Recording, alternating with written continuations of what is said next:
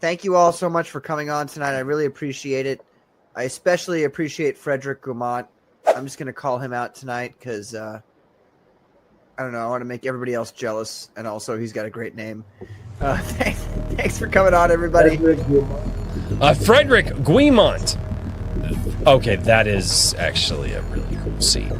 I really like that. That's cool. Damn. That looks really cool, Frederick. Frederick, what are you working on right now, man?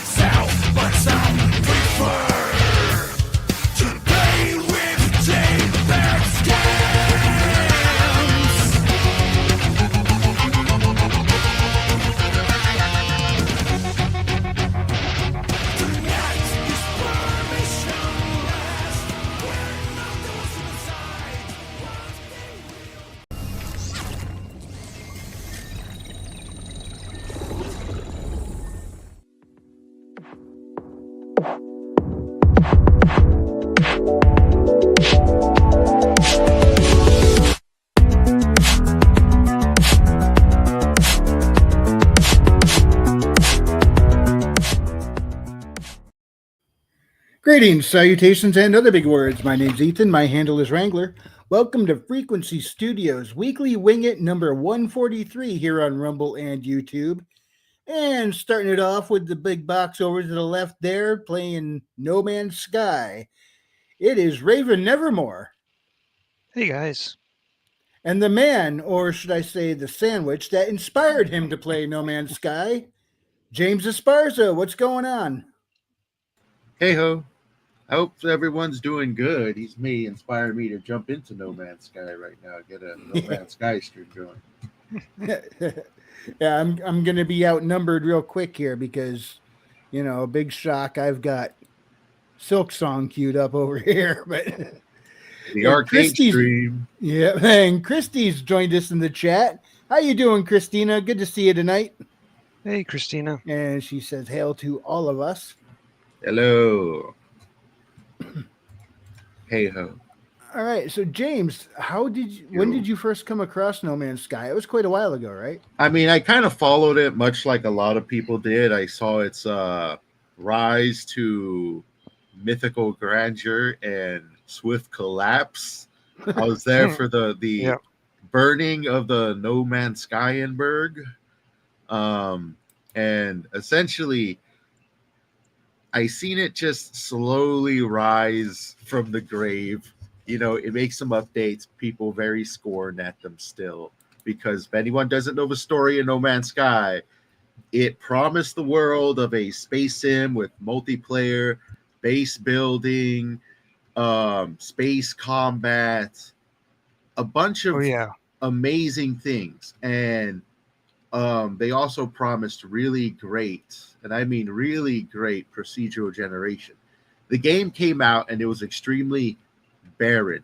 You could just fly around. There wasn't really a story to it. There was no multiplayer whatsoever. And it was just a failure, a massive, legendary failure. And the developers slowly and continuously updated the game.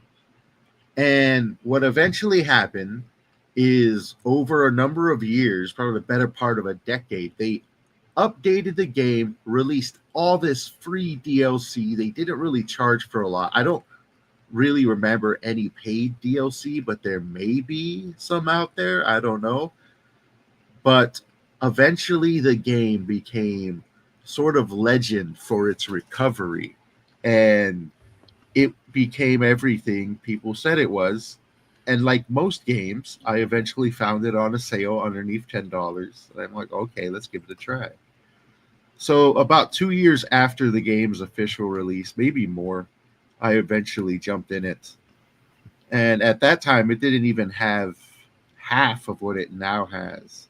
Back then, I don't think they had like faction space combat and freighters. They just had like they had base building and exploration and mechs. They had some good stuff back then.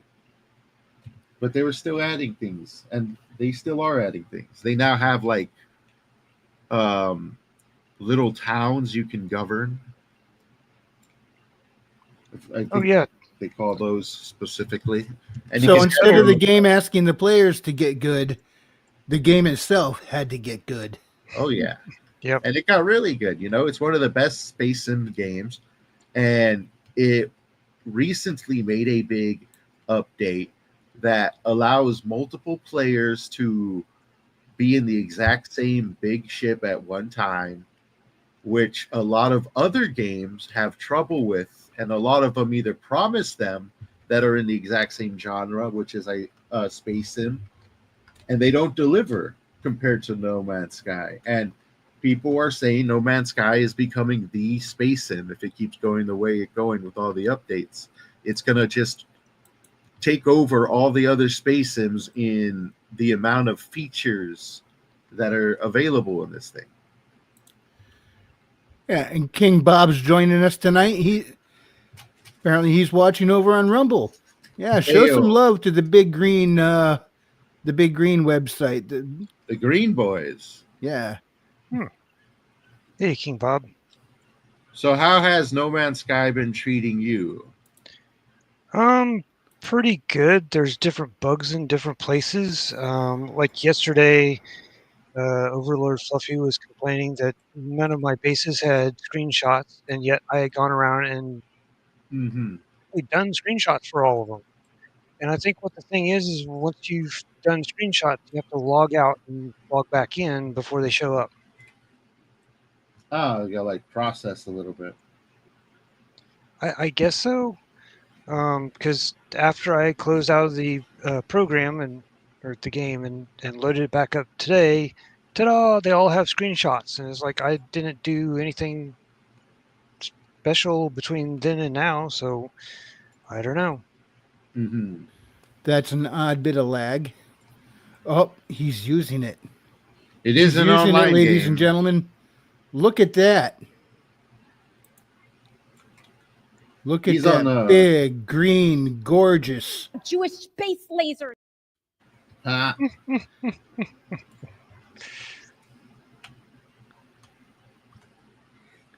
So what are you using the laser for? Mining material? Yep. Carbon mostly because building structures requires carbon, and I also discovered that I can probably make the most money off of carbon. Yeah. So this is a high poly Minecraft in space. Yep. Although it does have some extra things like yeah. It's a bit more than Minecraft. It very much is a space sim that focuses on deconstruction and building. There's a lot of other ones that don't necessarily go that route. Like Star Citizen is a legendary forever beta game. And are you still getting over your cold there, Raven? Yep. Christina asked, "Why does Raven sound like Frederick?" Well, Yeah, Frederick has that natural gravelly voice, and Raven has been sick. Yeah, I actually missed a day of work last week.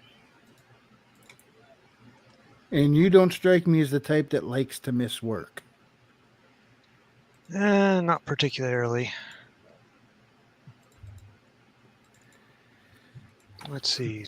This is as far as I've gotten in this crashed ship before. because the last time this exploded in radiation and I had to get out. Well, that's somewhere you don't want to be. Yep, this is a crashed ship. It had a bunch of mission logs that I was able to go through and kind of get an idea of what happened. I guess they ended up in a fight or something, and they ended up crash landing. And as you can see, this is a massive ship because this goes all the way around, all the way up there.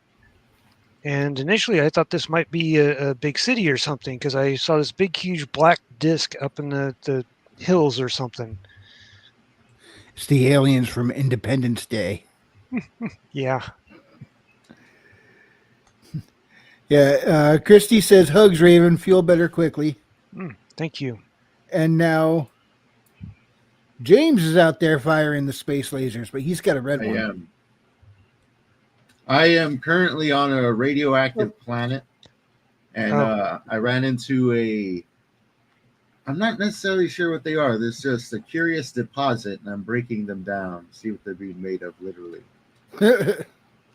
Now, my suit does have a radioactive filter on it, so I can last a bit longer in irradiation than most others can with their basic suits. I got like a generic upgrade or something so that it generally lasts a bit longer no matter what the issue is. Except I think I found one that had like no air or like oxygen ended up getting depleted like twice as fast. Now, I noticed, James, that when I first switched over to your window that you were using a red laser, and then after I said that, it was green. It depends on the heat rating. Oh, what happens is if I hold down my laser long enough, if I'm firing my laser, and I just keep firing my laser, eventually it'll go red because it's overheating. But as it goes red, yep, there it goes. Yeah, as it goes red, it actually deals more damage. Yep, in the top right corner, you can see the bar extending and now it's blinking, and that's saying it's overheating or getting close to overheating. What are those things that are rolling towards you? The dung beetles are throwing it at them. I think that's just a gigantic cloud of toxic energy. Now, what's the material of those large spheres rolling down the hill, though? It was a type of mold. Let's see.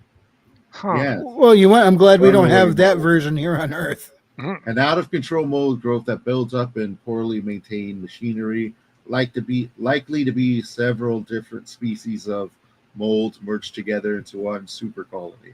Yeah. Oh, wow. Christina asks, Bob, what? See, King Bob said no idea. Christy asks, Bob, what don't you have any idea of? I think he was responding to you, Christy, when you asked, why does Raven sound like Frederick? That's my best guess. But I can't read King Bob's mind, so it's only a guess. I'm trying to figure out how I even found this place. But I was like down over there somewhere, and I saw this big, huge black and yellow thing sticking up out of nowhere. And I came to explore, and it turned into this ship. Oh, well, there you go, Christy. King Bob has answered the question. You can apply that anywhere you want.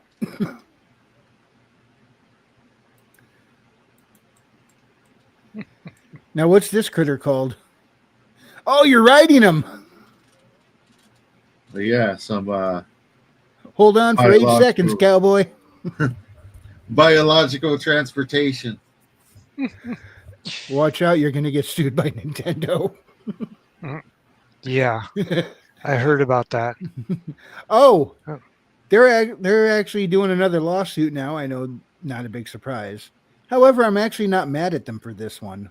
Although I think how the amount they're suing for might be a little out there, but the fact that they're suing, I actually don't blame them on this one. No, what's the lawsuit? Somebody was actually copying a whole bunch of their Switch games and selling them off. Legitimate piracy. Oh But gosh. Yeah. there's an oxymoron, legitimate piracy. But they were actually doing piracy, and the legal team from Nintendo reached out to him twice, asking him to stop, Mhm. and he didn't. So now they're suing him. It's like as easy as it is to sit there and hate on Nintendo lately because of a lot of their legal shenanigans. This one, I think they're in the right here this time. Don't need to get mad at Nintendo for this one. We got plenty of other things to be mad at Nintendo about. So, Did you guys see the video it dropped earlier about what was it? PlayStation. All the PlayStation games are exactly the same story. No. I did see that link. I hadn't watched it yet. It was the Asmongold link, right? Yeah. But he was actually watching a different video that was talking about it, and so it's just like it's a little bit longer because he paused it on occasion and it would say stuff about things. But Commentary. yeah. Yep. And it's basically it's like the character starts off, the parents are killed, and I think his conclusion was basically these are all like stories that the high school English teacher would absolutely love, but everybody else absolutely hates.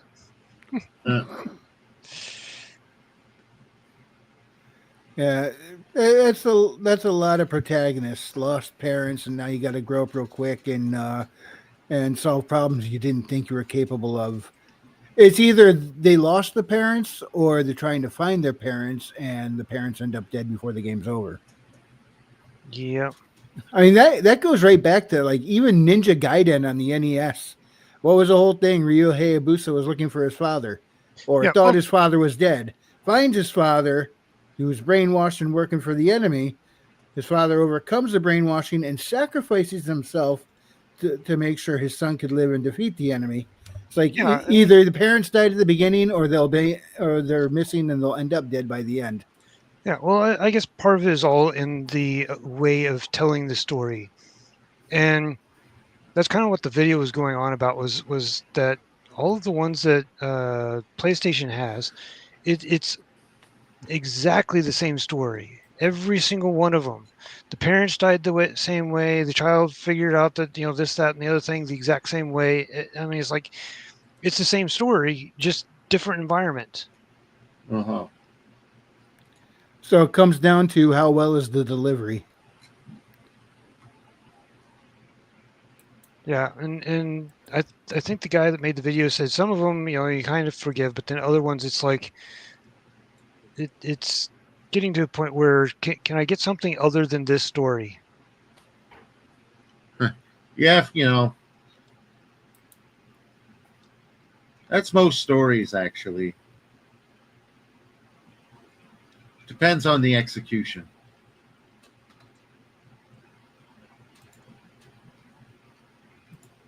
I'm going to sit here and just try and swap your screens back and forth. Whoever's talking will have the bigger box. How long can I keep that up?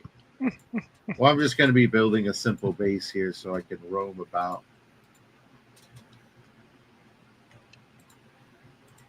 Yeah, and now neither of you talk. I'm waiting for someone to talk, so nobody's talking. Building bases, man. Get the refresh on the environment cooldown stuff. Yeah, it's like every time I go someplace, I end up building a base and then dropping a teleporter, power generator, and a battery. Yeah, that's the life of colonists. Yeah, welcome to the Weekly Wing It arcade stream. Building, man. Like I said, I already had Silk Song queued up to play on stream too, but you guys both got the same game going, and now I'm just sitting here watching. Get the Silk Song going. I'm not doing a whole lot of playing. I'm just watching. Now, one thing was that I came across a number of different items that required a glove to be harvested. And so I ended up getting the glove for my environmental suit, harvested a bunch of them, and then I find out that they're barely worth anything.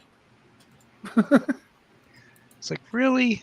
They're probably used for something, I think. I think you can put them in the harvester thing to like grow food or something. Oh, okay. But I've not picked up that blueprint yet, and I have no clue what the difference is between oxygen and food. Well, one's chewier than the other.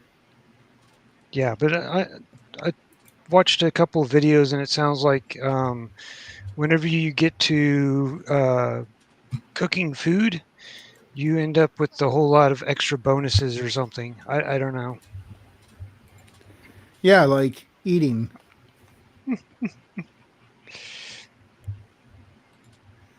So, any wild and wacky news you guys heard over the last week? Wild and wacky? Not necessarily. Not right off the top of my head that I can think of, anyways.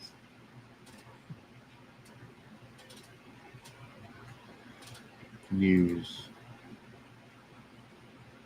Yeah, I don't know. And I mean the fun wild and wacky. If you look at the political news, you're going to find all sorts of wild and wacky, but none of it very fun.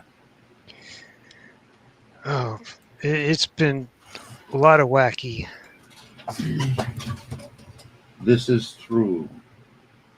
Like the what is he running for? Like the AG or something of Virginia had some awful comments about killing his or not him. I don't know if he was saying him personally, but wanted his opponent's kids dead or something. Yeah, him personally. Oh, I heard somebody had said that. I had no idea who because I didn't like look on the videos or anything. I was like, I see that. I'm like, oh, more political crazy stuff. And apparently they're trying to get him to quit because that's unacceptable, especially for somebody who's supposed to, you know.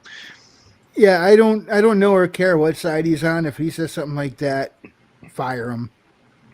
I know it's not that simple because there's a whole process. Yeah, but you can't just hand a politician a pink slip. So apparently they're attached to the governors, and so like Winsome Sears plus I guess he's the current Republican AG or whatever, and the Democrat that's running for governor is pulling him along, and she's like, oh yeah, I talked to him, I told him that that was bad stuff to say or something like that, and you're a very bad boy. Then kind of moved on from it, and it's like, well, okay, I guess on the one hand, that may end up helping the Republican get voted in because apparently she needs a lot of help to do that because I think this is her first term as that. Oh, yeah. I have a bunch of things I need to work on fixing. Let's see. Regardless, and he was probably being hyperbolic, but with the things going on, it's more inappropriate. No. This was more inappropriate than ever to say. This was more of a confession. Yeah. What? His exact words you probably can't even repeat. Yeah, like he was.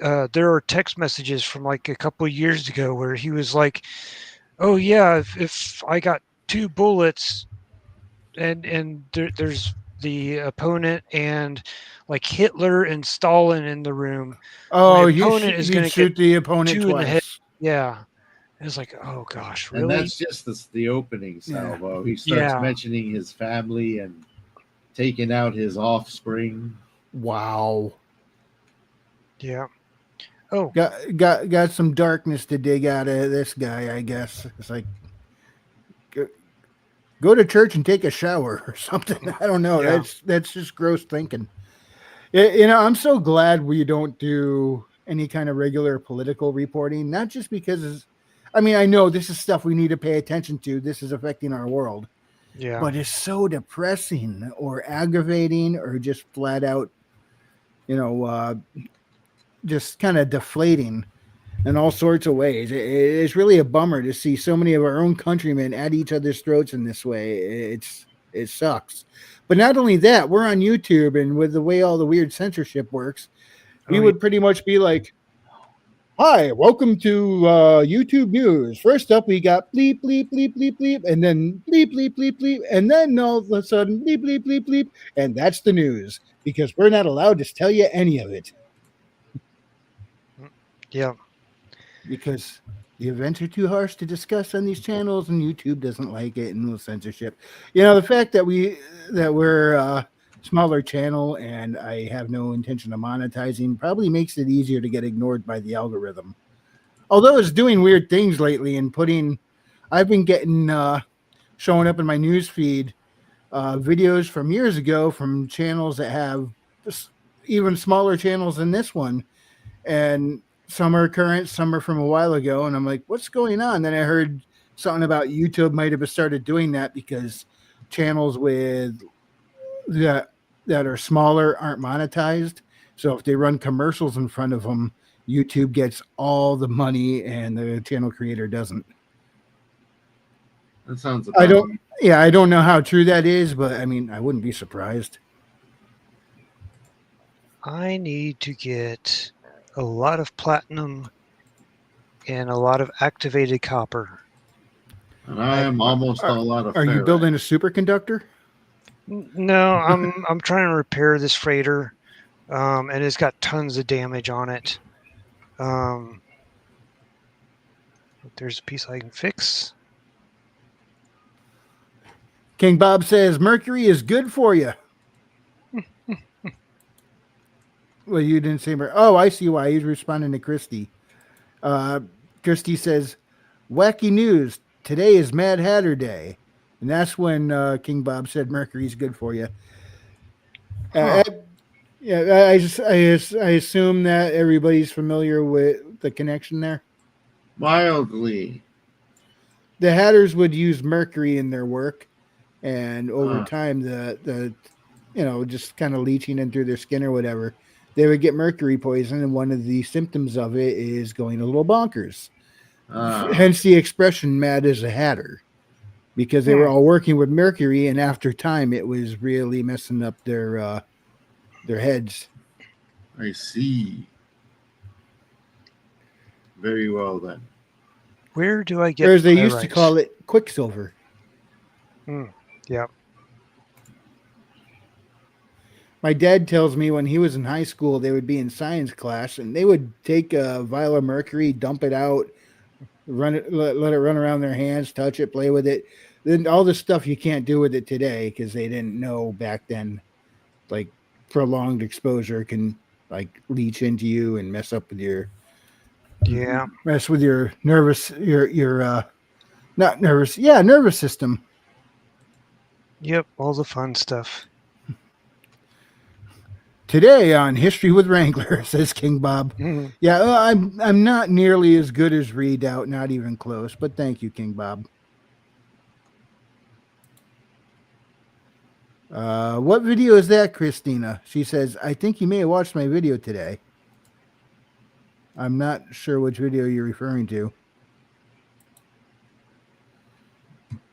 And it's Christy, so do I want to know? I mean...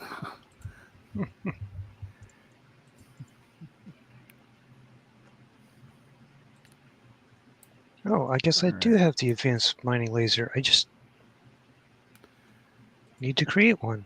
Now, James, you're inside a facility, it looks like, right? Well, I have built this facility. Oh, wow. Yeah, I was going to say, it didn't look like you were outside for a second. It looked like you were indoors, but now it looks like you might be outside.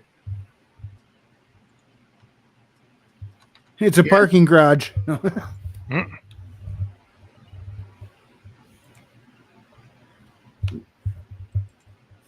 Literally, literally, where I am right now is the exact same spot I was at last time you saw me playing. The exact same spot. I was near my ship, roaming around the area. My ship, still exactly where I left it, right there. It just took, I guess, quote unquote, that long for me to build the base. Christy, send me that link to your channel. Or I think she does segments on somebody else's channel. Or is it your own channel? WCDI. There's a terrible radioactive storm. So I built this. Gosh. Yeah, I need to get inside. Oops, doesn't help when I need to buy the some wrong more keyboard. blueprints.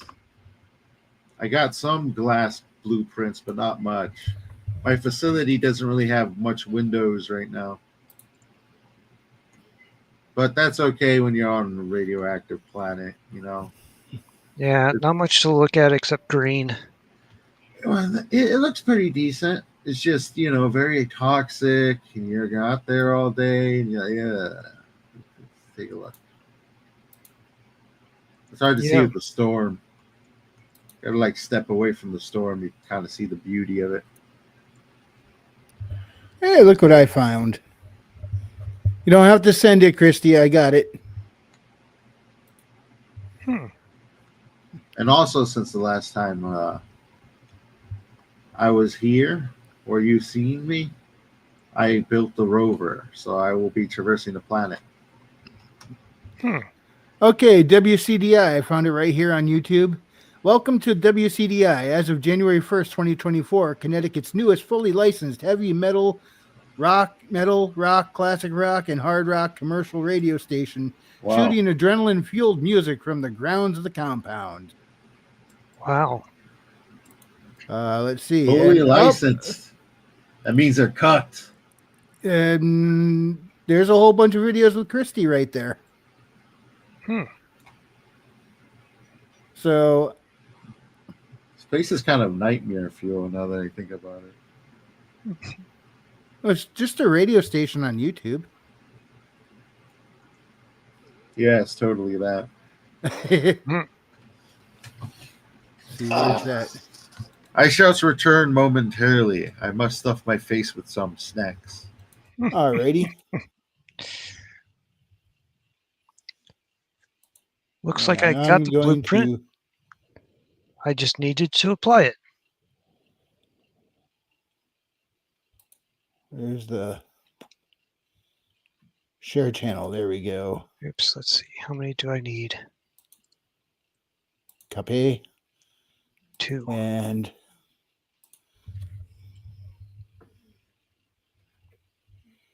boom. Just put the link in the live chat to Christie's radio station. Yeesh, I need to sell some stuff.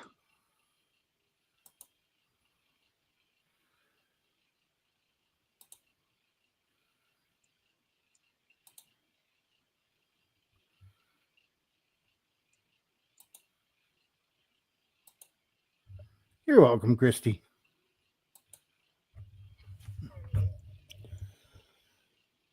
What's going on here? There we go. There we go. Okay, I was having trouble getting that to yeah, she says, not my radio station. I just work there. I was trying to get it to go back to this format, and I kept hitting the wrong button. I think, yeah, I kept hitting that, and it's like, what the heck is this? I have one of those vehicles, but I do not have the guns and lasers on top.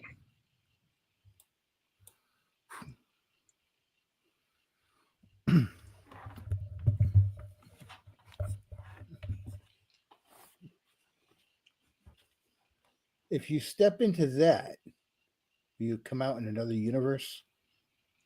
Well, it's a teleporter.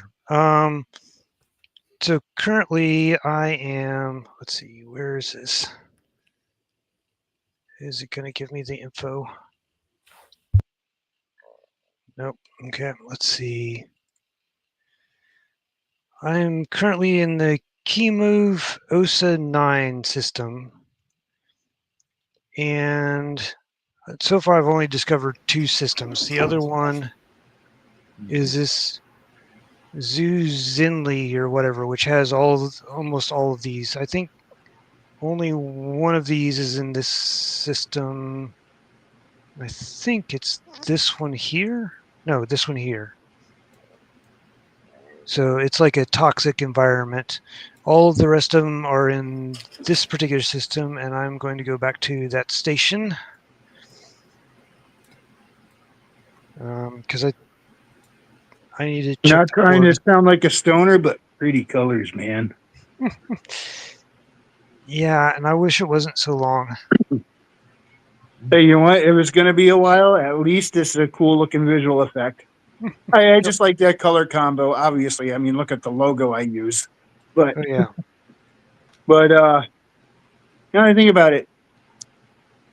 I have been stoned many times. I've been around many stoners. Not once have I ever seen a single one of them, none of us, go, "Whoa, colors, dude."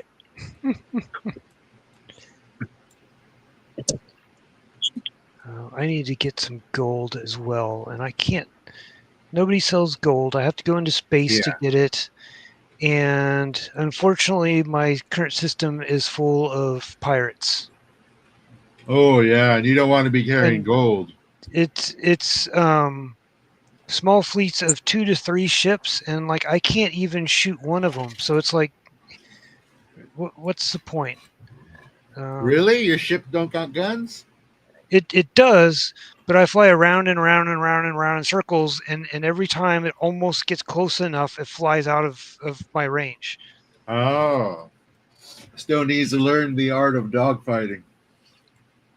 Yeah, well, it's basically fly around in circles until they line up to some spot and you can shoot them. But then I'm not sure of ship mechanics in this, and so do the shields regenerate as we're flying around in circles? Yes. Well, then I'm not doing enough damage to them to get through the shields even. The trick is you drop the shields, and then with your machine guns or your laser weapons, and then you switch over, make sure you equip some rockets to your rockets, and then you kill them in one hit. Bam! Okay. Rockets lock on, baby. Well, that's useful to know, but I still need to be able to shoot them enough to get the shields down. Yeah. Yeah. And you shoot them with your lasers because they're stronger. Shields are weak against lasers, I believe. Don't shoot them with bullets. I'm assuming it also depends how much building up you've done to your ship, right? Yeah. Yeah. But you can usually get it. most upgrades at any station. Yeah, let's see which. My man. Yeah, and see that this is the freighter that I have, and Nice. look at all the damage it has. Oh yeah. I still need to repair. It's easier just to buy a new freighter, to be honest, because that's how I did it. I got myself a freighter as well, and damn. So, guys, Forever. I'm sure you've all heard by now, EA has been bought up by Oh the yeah. Saudis. Oh, yeah. Do you guys have any thoughts on that, or? I think they're firing all the woke people. That's a good start. Yeah, the Saudis are not as religiously led as other Middle Eastern countries. They do a lot of international business, so they are a bit westernized. I expect them to put profit first and produce good games to make money, but we'll see how they approach the monetization scheme. Yeah, I'm wondering, are we still going to see an obscene amount of microtransactions popping up left and right? That's the question. That's the question right there. I have no idea, to be honest. Yeah, I saw a video that said, what if Silksong had been made by EA? And it showed the gameplay and the menus were laid out a little bit different, I guess, to mimic some EA game menus. But everything you walked up to, a window popped open with options for microtransactions. It was Gosh. it was like you couldn't even get across the screen without 3 microtransaction options popping up on you. And then Billy Bob had one. I think it was what if it was made by I think it was what if it was made by Ubisoft or a different company. I can't remember which. But the game just all the loading screens went on and on and on forever. So there's a few videos like that. What if this game was made by that company and then they take the company's what they're most hoped at for and just cram it all in there. If it was Ubisoft, there'll be open world with a bunch of random shit to do. It's open world, but you only got these 5 things you can actually do.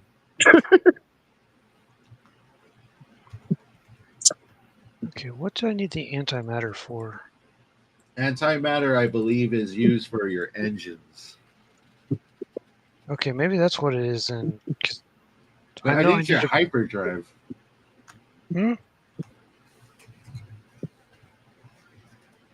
What about the hyperdrive? I think antimatter is used in your hyperdrive. Oh yeah, the fuel. But one of these I need for repairs, and maybe use this piece. Yes, this piece. And wiring looms, which wiring looms are so expensive. Let's see. 3 times 4 is 12.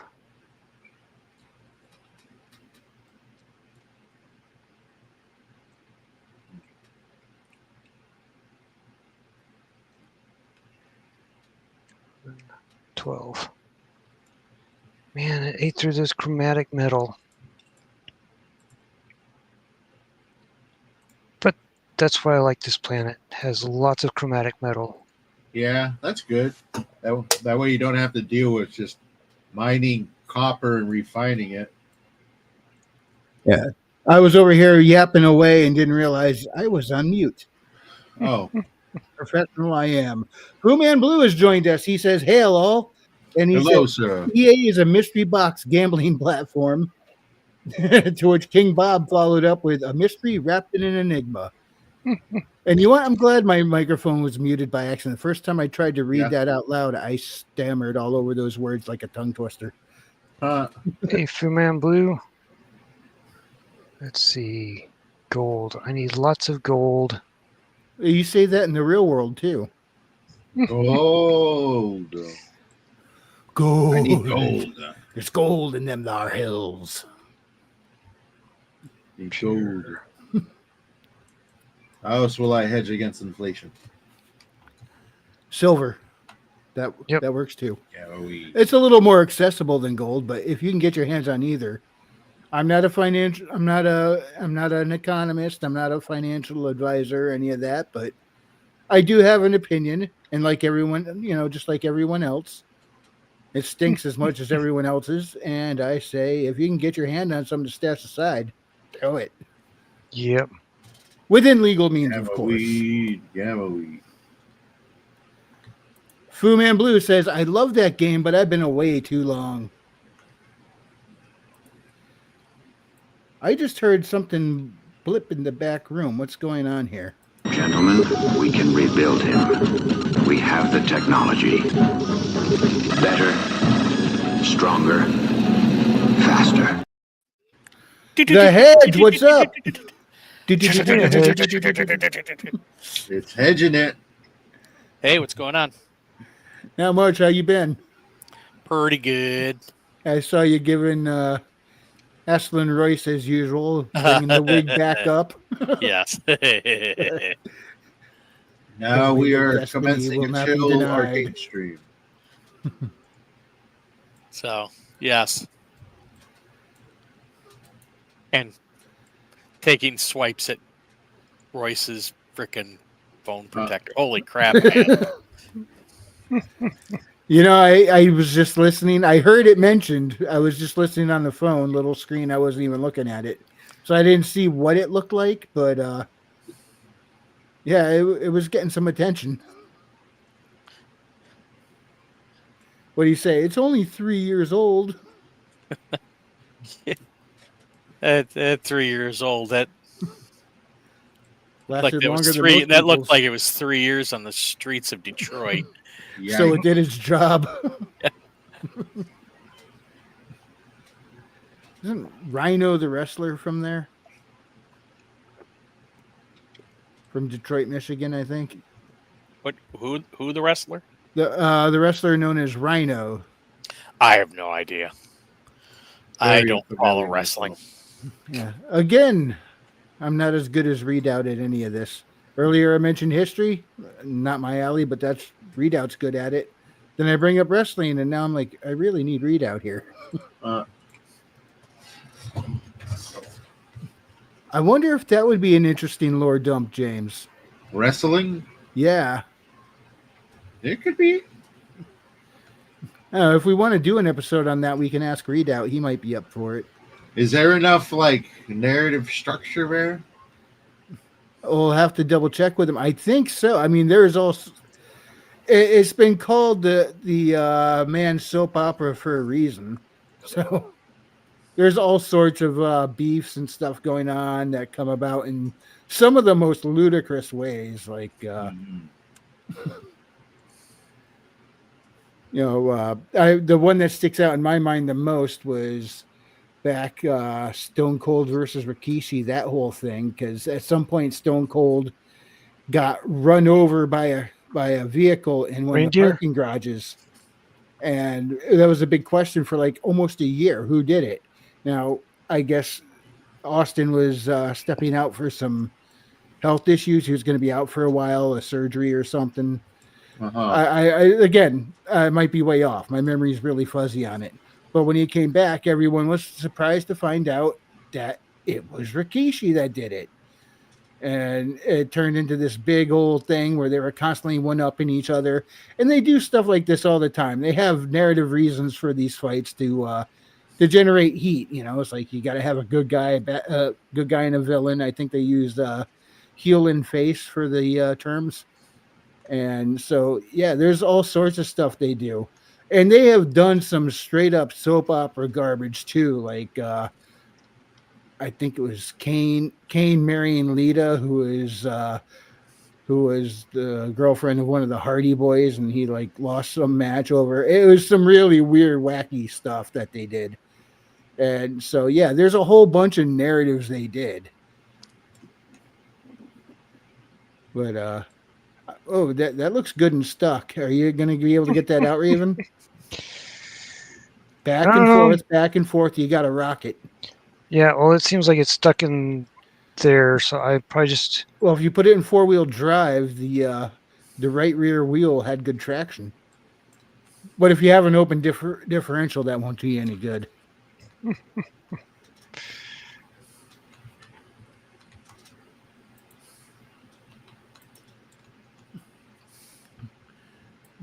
So you used game button magic to warp it out of there. Yep. Now that your car drama has been handled, what's James got going on over here? You look like you're on Mars, dude. I'm on the same planet. I found an unknown resource, much like the other one. This one looks a bit more fleshy. Huh. They're called tribbles. Radion.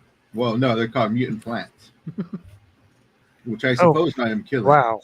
Yeah, I noticed one of those big mold spheres that was rolling down the hill after you earlier got chomped by a giant-looking Venus flytrap plant. Yes, those are also about. Though I usually destroy them before they try to eat me. They're good for oxygen. But it's almost like they designed an ecosystem into this randomly generated planet. That's kind of cool. They've got plenty of time to practice, these guys.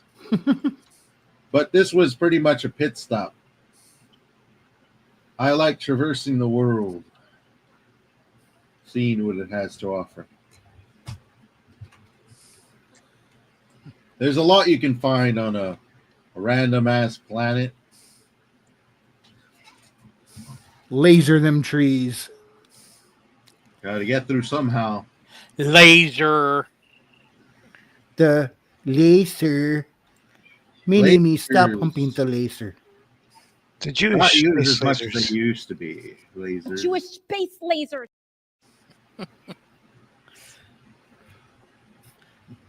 Maybe now I can get this rock out of my house. Just laser it out.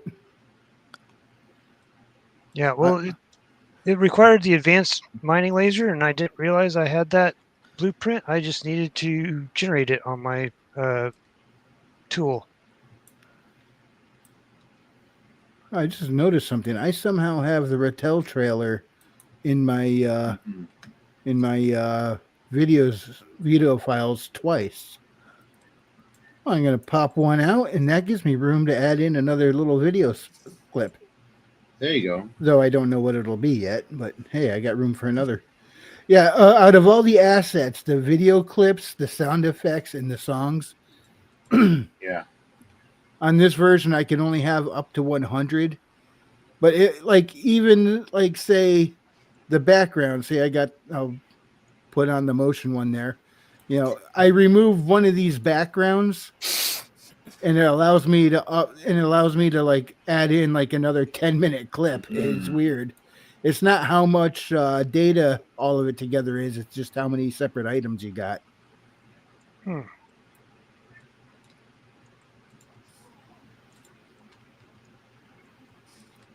Speaking of background music, I'm going to start some. Let me bring down that volume first, or else we'll get our eardrums blasted out.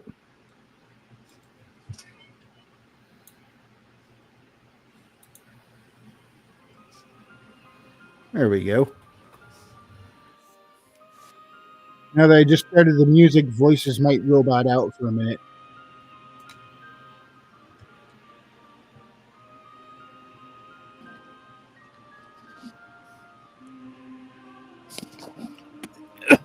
So what do you got going on, Herman? Oh, nothing much. Thought I'd come in here and hang for a little bit before I start working on my book. There you go. Well, which one are you working on? It's the follow-up to the Wizard Stone. It's right now I'm on like somewhere between chapter 41 and chapter 43. I got a bunch of stuff written, but it's like I got to kind of connect it all. So, yeah, and I'm in Act 3 right now, which is the last awesome. last part of it, and hopefully I can get it done by the end of October. But I'm thinking it's going to be sometime in November. Yeah, the Wizard Stoned, and in book 2 we find out if it was indica or sativa. I have no idea what that means, but okay. It's types of marijuana. Oh. If the Wizard's stoned, I assume it was either indica or sativa. It could have been a hybrid. So, but yeah, so this one, the character in the Wizard Stone is now all grown up, and he's doing, real casting spells. He's a competent wizard. Nice. So, it was called the book was called Satanic by some Catholic bot. So there you go. go. I asked them if Tolkien, if the Catholic Church excommunicated Tolkien for Gandalf from Radagast. I was told Gandalf didn't cast spells. Yeah, okay, whatever. They were enchantments. Yeah, big difference, man. So I do believe he called them wizards. Yes, he did. Yeah, because a wizard arrives precisely when he needs to. So, although I think no doubt that would be some of my stuff would be called the same thing. Yeah. Although I think I know exactly who controlled said bot. So. He shall remain nameless. They shall remain nameless. Why? Why? I just don't want to stir that up again. So. Another Twitter storm is brewing. I can feel it now. No. I'm still a little butthurt. but it's okay. I'm sure Hail, they make- Frederick. How do you do, gentlemen? Hey, Frederick. Hail. How do you do, fellow kids? Exactly. Yeah, so you don't want to kick that hornet's nest all over again. No, and I'm sure they make a salve for that butt hurt he has. So Oh no! I actually went and thought about exactly that for a long time. It was like I do want to adhere to Christian principles throughout this series, but I want magical abilities. How do I square that circle? And Well, I I figured got that. a whole glossary set up. Like I got definitions like magic, raising and directing energy by way of consciousness to produce a result. And then I have magic classifications. Mysticism / energy is using one's own God-given energy from within. Enchantments are achieved by use of intention and concentration. And then wizardry and spellcasting is producing an enchantment by way of the spoken word. Spells are created for the purpose of producing a complex enchantment quickly. A wizard will perform a more intricate enchantment while creating an incantation, charging it with the energy and intention of their energetic work so they can trigger the enchantment by speaking the words. Sounds In modern day vernacular, wizard is often used as an umbrella term for any kind of magic user, even by beings who have been around for a millennia. You know, it's just language evolves and sometimes things become an umbrella term. And then I have witchcraft, practices that are forbidden by God. These include divination, necromancy, sorcery, charms, curses, and the general use of mysticism to manipulate or coerce other people. Although there are many witches who believe they are using their powers for good, they are typically being misled by unclean spirits. And then I go through all the different types of no-nos and list what they are and what they can be.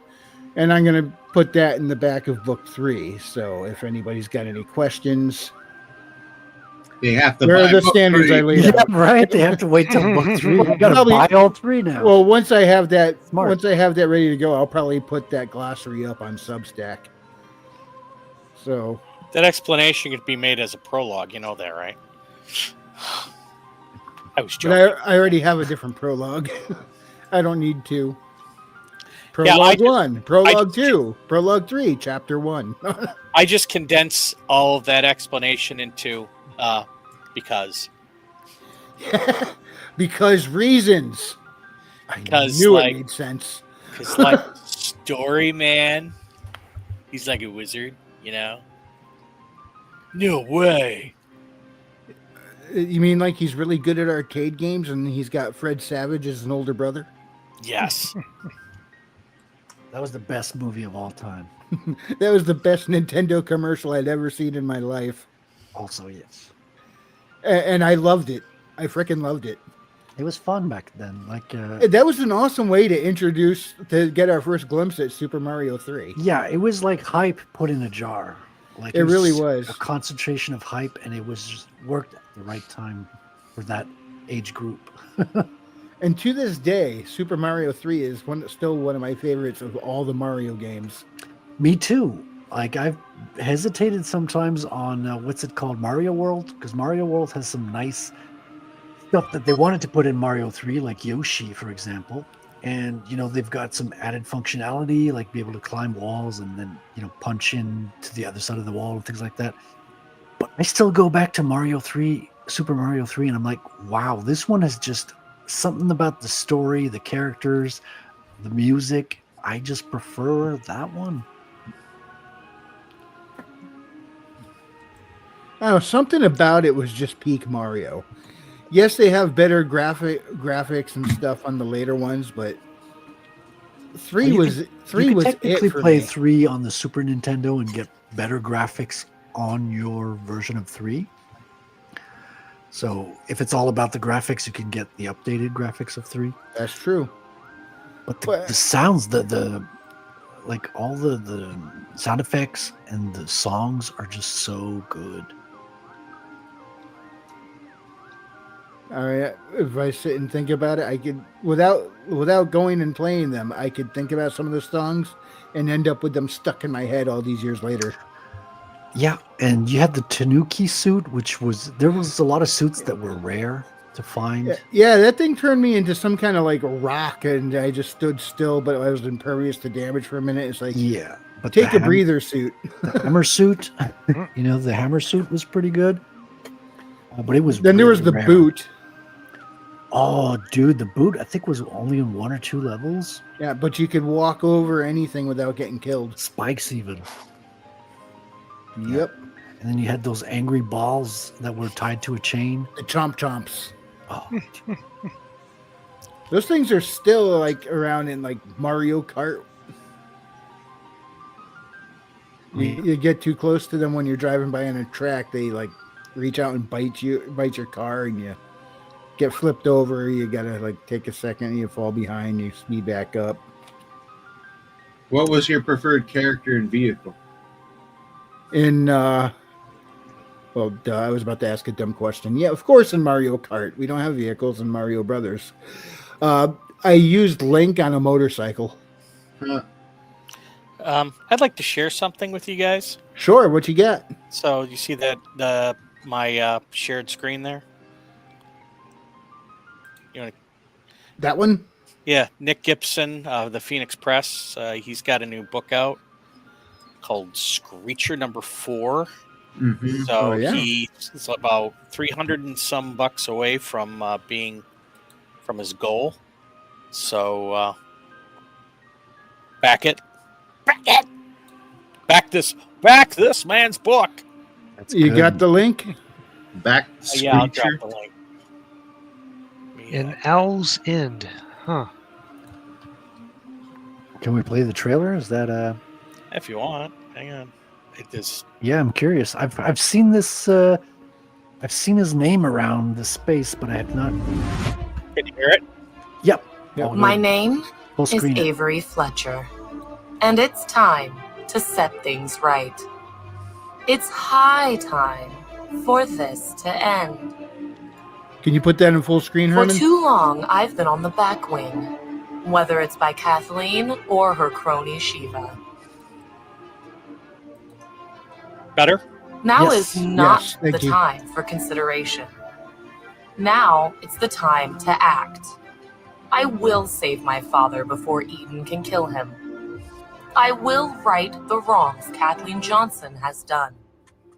I will do this, or die trying. How, you ask? Well, not as myself, but as Screecher.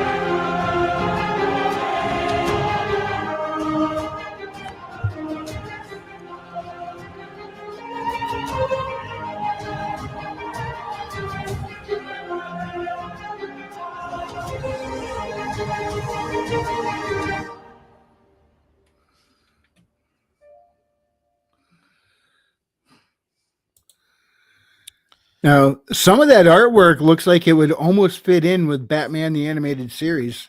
Yeah. That's pretty cool. So he's got himself. He's got himself a new artist apparently, and And King Bob says, redhead-ish. I approve. so. But anyways, I thought I'd put a plug in for Nick. Heck yeah. Nice. He's local to me here, and so I'm gonna stop sharing that now. Yeah, I've seen him on the Twitters a little bit around, but I wasn't familiar with his project. And I just put the link in the live chat. Now, what did you say his name was again? Nick Gibson, the Phoenix Press. Oh, okay. Yep, I've heard Phoenix Press around many times. Right? I hadn't heard him by name, though, as Nick Gibson. That No, me neither. So, but he's a local boy around here. Cool. It looks like fun. And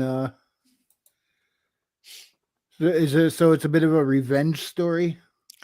I guess, I bought the other 3, but it's like everything else I buy. I buy it with an intent to read it, and I haven't read anything yet. So That's the funny thing about backlogs. They tend to Yeah. just keep growing. So the trick is you have to like do a book review online on video to actually get to read anything. That's been my secret now.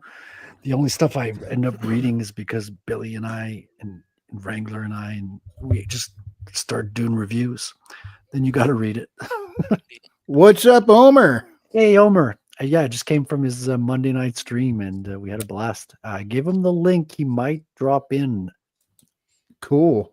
I was going to say unannounced, but then I just announced him. So So, but anyways, so yeah, he but yeah, it's one of those things where it's just like I spend all day at work, and then I come home and I have to take care of a bunch of business here, and then I spend like about an hour and a half online with a game, and then I'm either working on like ordering something, or I'm working on a video, or updating numbers, or checking the bank account or whatever, and then writing at the very end. So it's like I have like no time to do anything. The only time I can do anything is if I'm listening to an audiobook on the way in and out of work. So yeah, I just listened to an audiobook the end of last week, Thursday and Friday. It's called The Last Monument, and I enjoyed the heck out of it. That might be worth checking out. So I've been thinking about maybe writing a couple of horror short stories too. See if I can kind of like get those around. So, but after this book is done, I'm either going to start like a separate, kind of like a new sort of series, and maybe have it be kind of like a series of like D&D-ish like novellas that follows a group all the way to all the way through an adventure, or like an extended adventure, or create or work on a book that I've been thinking about, which is going to be Ro from the Revenant and the Cult. Do a book about him. That would be pretty cool. Yeah. Do you have any side characters that you meant to be one and done that your audience just fell in love with and started asking for more of? Pretty much all of them. That's a good sign. Hell, Cedric was a once and done. So I don't know. I haven't really had anybody. I haven't had anybody tell me, "Oh, God, you got to do." Well, somebody did want to do more with Drom from the Revenant and the Tomb, and it's like he's an old guy, and you not much I can do with that. You kind of want somebody younger. Yeah, sometimes unless you have a very, very well fleshed out backstory in mind, other than just the basic from when he's introduced, sometimes there's not really much you could do with him, as likable as he was. But I get it. Well, the thing is that if you read The Revenant and the Cult, Ro, something happens to Ro, and I was just going to kind of let it hang out there, but I'm like, I can do something with this. So I decided I'm going to make a book with him, probably just one, because I don't see it going much further than that. He's not kind of like an overly heroic character. Although I would like to make one on a not so heroic character that, sort of stumbles his way. I also had this. But yeah, Ro as a character though just has a whole lot more built-in tools that you can do stuff with. Yeah, well, plus he's got kind of a person. He's got kind of a. There's a sort of hardness to him, but at the same time, he's kind of dopey. So he has lots. He's pretty competent and capable, though. Yeah, he is. The thing was with the book, though, that I kind of felt bad about, because he was more competent than he was really portrayed in the book. But that's only because he's in areas that he doesn't know much about. And he's more kind of like. He doesn't deal with a lot of the stuff that like Hal Cedric does. And so he was kind of like that babe in the woods with a lot of it. But now that that's over, there's something I can work off of there to create another story. So I Like think I'm taking a guy who runs a gymnasium and telling him to operate a coffee shop. It's like exactly. he's smart enough to do it. He's just out of his element. Mhm. So you can cook, but can you farm? Latte. So anyway, so that's what I'm thinking about doing in the future. The writer's journey. I also want to see if I'm thinking about seriously writing a book and seeing if I can get it published at one of these newer indie publishers coming up. Ah. So, That's probably a mutual benefit right there, because Yeah. you are gaining an audience already, mhm. and if an up and coming publisher can get a book under their wing that's already drawing an audience, that's just going to benefit the both of you. Exactly. So, but I don't know what I'm going to write, and I don't know whether I want to, because I don't think that they'll want anything in my current universe now. So I think Really? they're probably going to want something completely different. What do you got in mind? What kind of setting you got in mind? I have no idea. Gotcha. So I was thinking something along the lines, was it Brandon Sanderson with Mistborn? The concept of his world was, what if the Dark Lord won? Uh-huh. And maybe kind of like work with that kind of premise. What if there was like a great conflict, but the Dark Lord won, and now the world is sort of enslaved to that. So that's kind of like Canada. Any tech level, or are you going to stick with medieval? You think medieval? I mean, I deal with tech all day. I want. That probably sucks all the mystery out for you. Yeah. And there was another one that I was thinking about doing, but I think I might. I don't know. I don't know if there's much I can do with it. It's about it would be like kind of like a Stone Age tribe. Ah. Yeah, kind of like the Native Americans when prior to the Europeans landing, because really it was sort of it was a kind of a Stone Age tribe. They got into copper a little bit, but most of their tools and most of their stuff was bone and stone. Yeah, unless you go further south, and then you found some phenomenal metal workers down that way. Really? Yeah, down South America way. Oh, I did not know that. Oh yeah, they were phenomenal. They were like had some of the best goldsmiths you would see. They did metallic statues and stuff. They were excellent craftsmen. It's actually quite surprising how far along they come. Why it wasn't as prominent up north? Because at the same time, and they had trade routes going up and down the Americas. Well, here's the thing: up here, like especially in the Michigan area, Minnesota area, we have like one of the largest deposits of copper in the world. And if you go like I went backpacking. So do you get struck by lightning a lot? No, I went backpacking up in Isle Royal. You can actually go find some of those ancient copper mines. Oh wow! And what they would do is that they would mine the copper, and of course, this stuff got traded. They've traced it all the way down to like Central America. So there are trade routes for all this stuff all over the place. But what they did is because copper is so malleable, they didn't actually smelt it. They beat it. They literally beat it into shape. And that's how they purified it, was the constant turning and beating that took out the impurities. So although they did believe that they may have found some ancient smelting forges, they were pretty like primitive. Children. Yeah, but it was when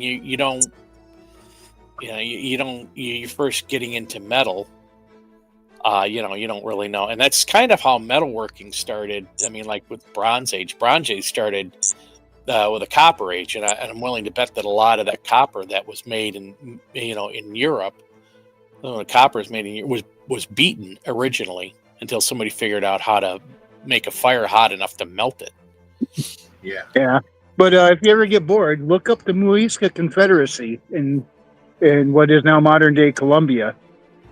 And I think there was some spillover into Peru, but I mean, these guys, their craftsmanship, they were probably cream of the crop this side of the Atlantic, you know. How do you spell that? Muisca. It's Muisca. It almost looks like musica in Spanish. Musica. Musica. Yeah, So- but it's the Muisca. Yeah, but the other thing is that going towards like a Stone Age, going towards like a Stone Age culture that's kind of different. You know, it's different than the normal. Yeah. It's different than the normal sort of, you know, like sword wielding and all that, where you're sort of limited as to what you can do. You know, but if you've ever seen some of those like Native American weapons, they're pretty freaking ghastly looking. Like the Aztecs and whatnot, they used the obsidian shards on their. Yeah, I forget what they're called. I had to look it up once, and because I was I was put into a story. There was a statue of somebody holding one of those, and I looked it up. I didn't know how to pronounce it. I just cut and pasted in there. It's like, yeah, that's what he's holding. yeah. I mean, you get cut by one of those things, it's absolutely brutal. And on top of that, the way those things cut leave you prone to infection. Yeah, and you know you also get shard breakage on in there, and the other thing is that with the points on those, if you know how to nap. Say that again. You cut out. You have something that has the cutting edge of a freaking razor blade. So that's something you didn't get with with iron axes. You'd had to really, really sharpen them. And of course, they didn't have the sharpening technology you have these days. But you could go nap some obsidian, or even flint, and that stuff was ungodly sharp. And if you didn't have something that protected you, even if you did have something to protect you, that stuff would just cut right through it. Of course, it might shatter or splinter during the process, but and in a way that makes it worse for the recipient. Yeah. So, and the thing is it's not that hard to replace or repair those things after a battle. You find some obsidian, you nap it because everybody has those skills, and next thing you know, your weapon's back up and running again. So, yeah. So they just, that type of stuff, and that's really kind of fun to read about and to write. And plus, it's like I said, it's a little bit different.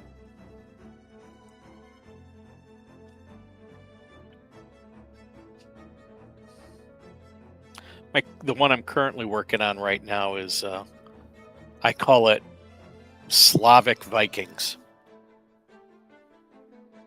So the language I'm using is like a mixture of Russian, Polish, and Finnish. Oh, I was doing it again. I'm on mute and didn't realize it. I gotta get that as a clip. I had that somewhere because I used it as a soundbite in a video I made. That Simpsons kid going, ha ha, and I don't know what I did with it. So, but yeah, so I mean that would be I think that would be kind of neat, and it's kind of along the lines of Clan of the Cave Bear, but with a little bit more, yeah, now a little bit more sort of like, I would say, cultured. Now, tell me something, guys. What do y'all think of the noble savage trope? Wow. Like in general? In general, yeah. No, other than the fact that, yes, it's been overdone to but I guess it's just a way of a form of stoicism. Is it like Conan Yep. is a noble savage in a way? Yeah. Yeah. Well, the thing about it is they apply it like they over apply it. For example, like James, you've noticed how much they try to make out a lot of these civilizations to have been all peace and butterflies and rainbows till Europeans showed up, which obviously That not was true. not the case. No, it wasn't. And they Yeah. try and make it look like they were all that, just these perfect people until then. Which there are some good folk around, like in any group of people. There is good folk and there are bad folk. And there are some of the smaller cultures that were just absolutely savage and a menace, and some that were pretty good and some that were in between. Just like, well, weird. It's almost like they're humans or something. Go figure. Yeah. Because people are people wherever you go.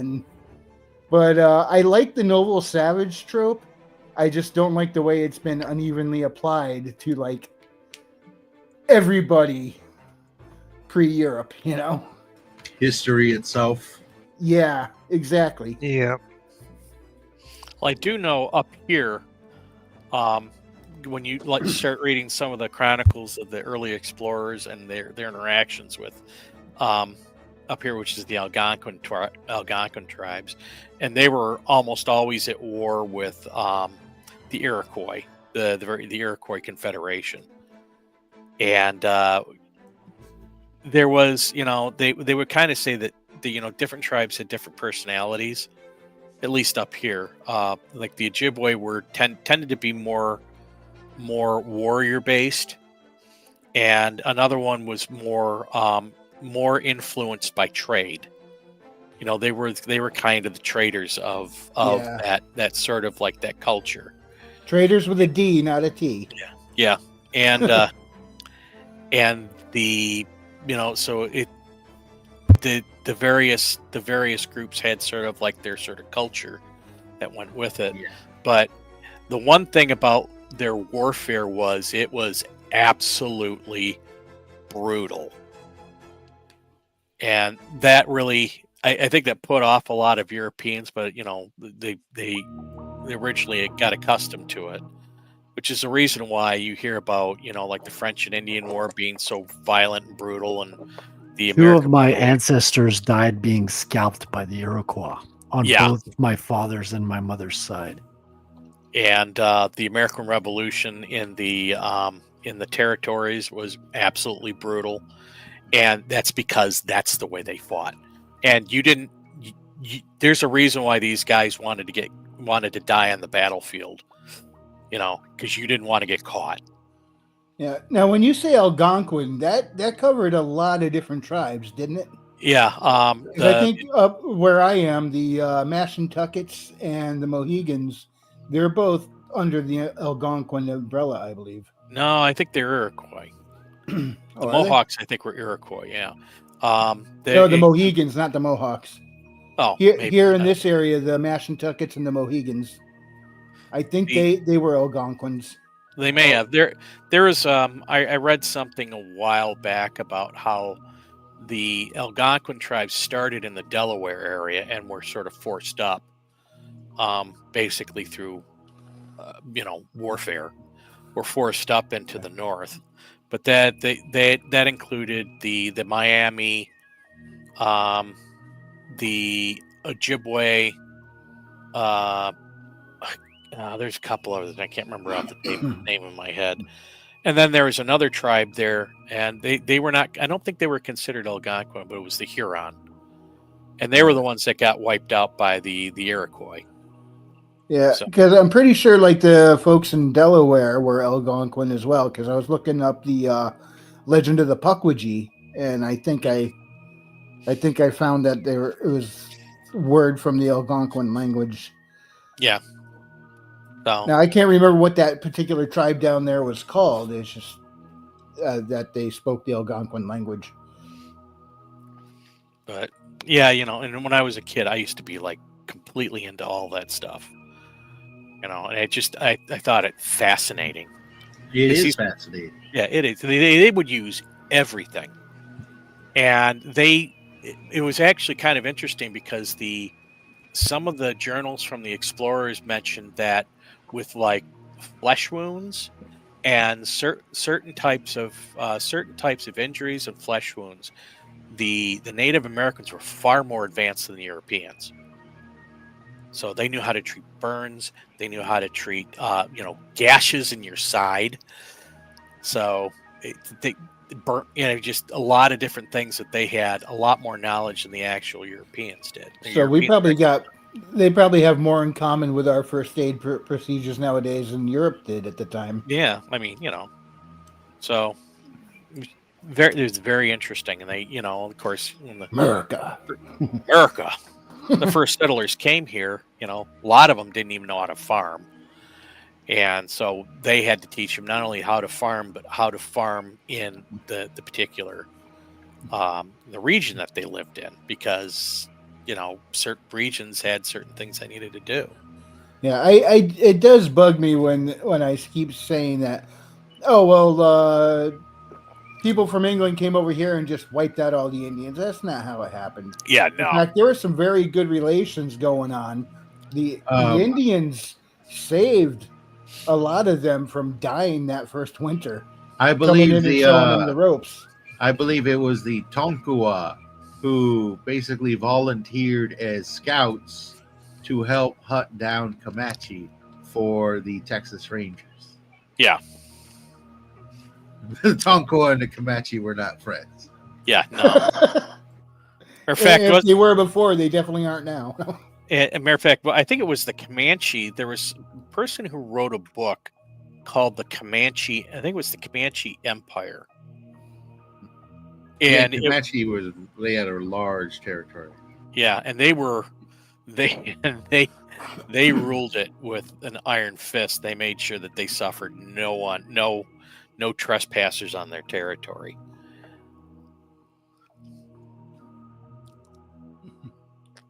And then came the revolver. Oh no, this was well into the. I mean, they had trading routes. They had access to all that stuff. So yeah, but I believe they were heavily adopted by the would-be Texas Rangers because they, you're going for flintlock. You got a guy with 2 pistols and a rifle. He's jumping off his rifle, taking aim and then shooting, and then you have Native Americans not even getting down, just rushing past you, shooting you with the bow, continuing on. Yep. So it surprises me how far back firearms actually go. For example, feudal Japan. I'm sure you've all heard Shotgun Samurai. Well, it's not just a comic book. Samurais actually carried rifles. So they're obviously far more, the forerunners of what we think of now. It was probably far more in line with an arquebus or something like that. But they had rifles. There were samurai that carried shotguns. Yep. I mean, the shotgun? Basically, shotguns were utilized by the Chinese. I mean, they'd have a real huge range, but you still didn't want to stand in front of the thing. Yeah, exactly. You could get a mass of those out there. Next thing you know, you got a bunch of people dying. So Herman, whenever I see a skit about someone time traveling to stop guns, they always come to America. Why don't they ever go to China? Yeah. Now, Herman. Yeah. How well could Hall say? I would imagine he'd take it pretty well. If he got hit by a flintlock pistol shot, he'd get up and keep moving. Yeah, he'd definitely feel that though, right? Yeah, he'd feel it, but he'd keep moving.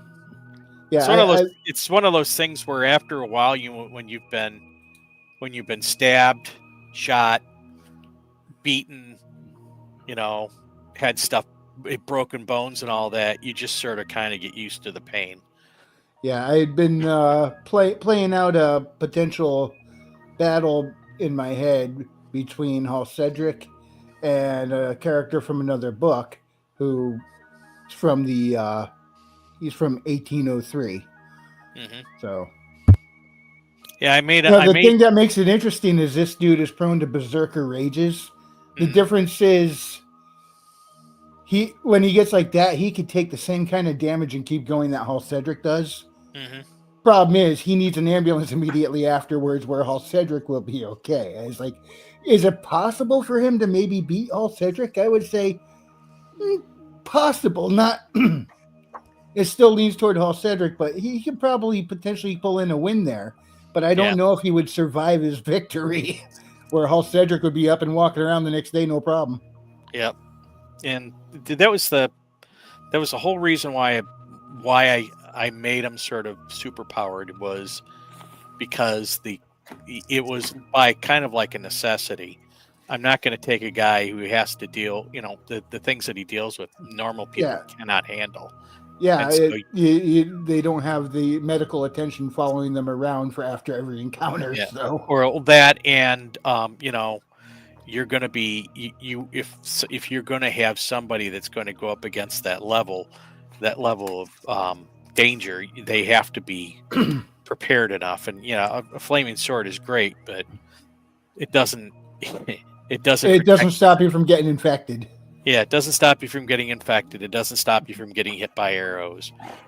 So. Right. Now, I always kind of considered Hall Cedric to be like a lower level super soldier. Yeah. As far as his strength and agility and all that. He's clearly enhanced, but he's not enhanced to like comic book proportions here. Exactly. He's almost on the level, like, you ever see Universal Soldier? Yeah.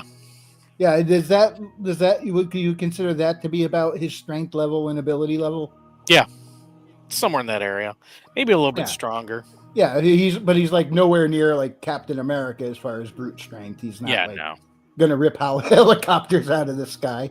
I mean, it's kind of difficult seeing how there are no helicopters around his time period in reality anyway, but Universal Soldier was a good movie.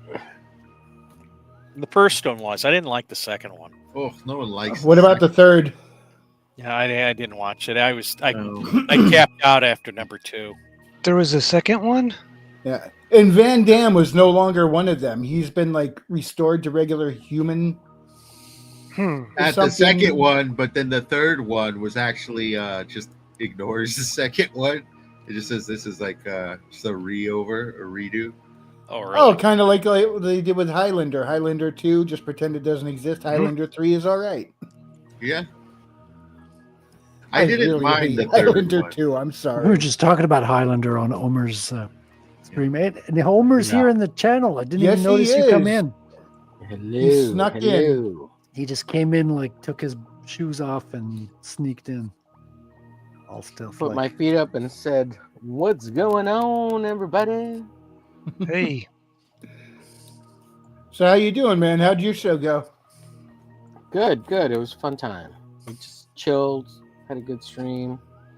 I'm coming off my first week of streaming every day last week, so I feel a little nutty.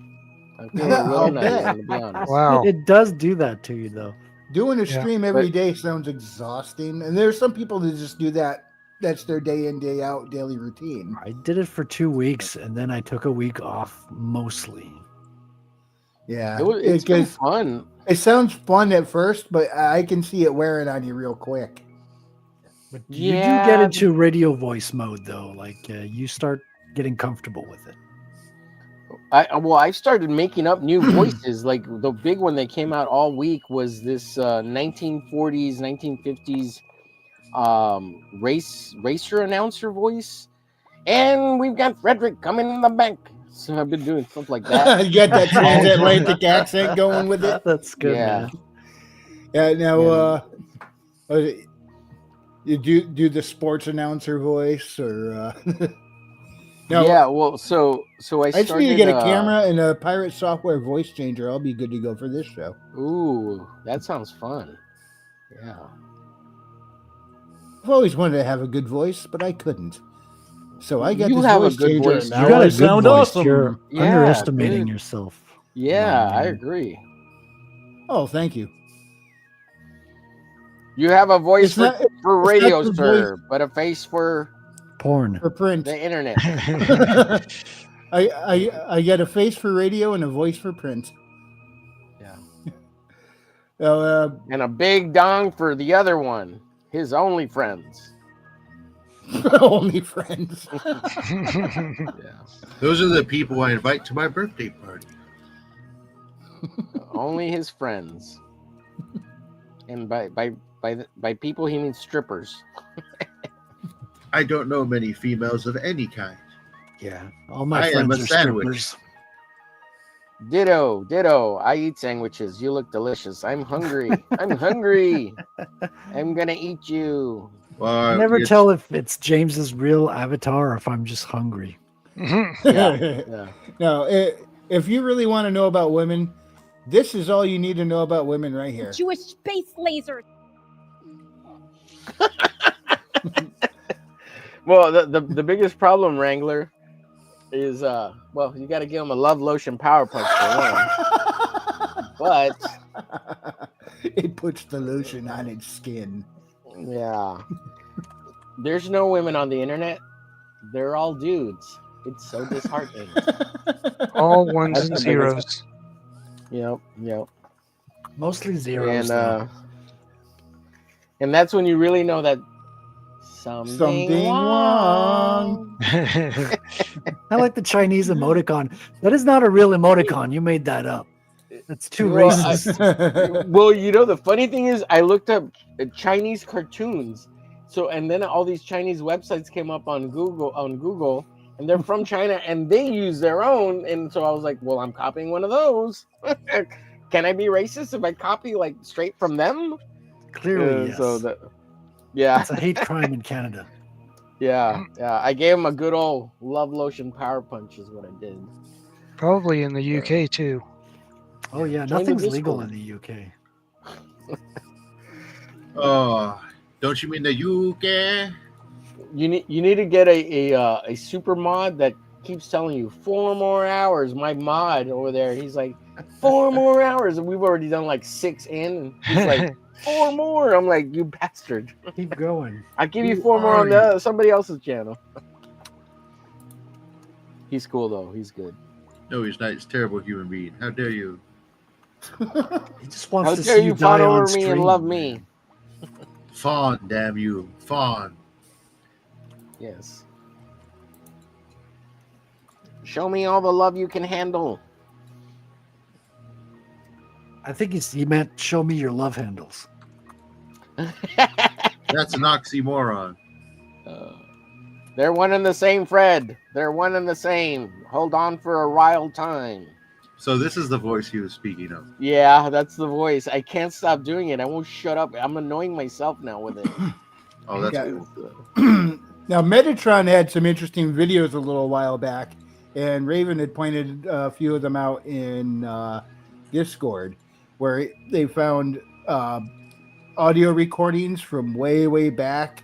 Oh yeah. And so people who were alive in the 1800s, and so they were asked to explain something, and they did, and they were recorded. So we got to hear how people actually talked back then, and it's quite similar to like that transatlantic accent, slightly different, but it was just really neat to hear actual people not reading lines, just speaking candidly with that old time style of speaking. Some of them were early video, and then some of them, like I know one of them was off of a record, and that one was really interesting. Yeah, but he had a few of those where from different time periods. It was just you can find and those everything on was YouTube. stated so matter of factly. Yeah, there's no hyperbole or anything like that. Well, they had shit to do. Yeah. Now, Omer, I'm pretty sure you've seen this, but your Sum Ding Wong just kind of reminded me. So thought maybe you get a kick out of this. Sorry if the volume's a little too loud. I can't turn it down in StreamYards. Here it goes.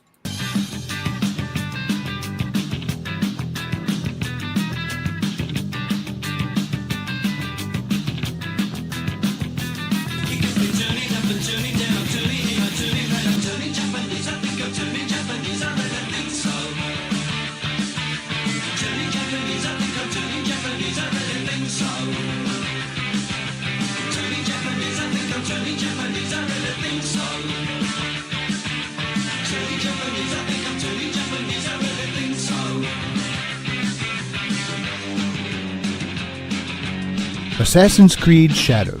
Culturally appropriate your copy in November.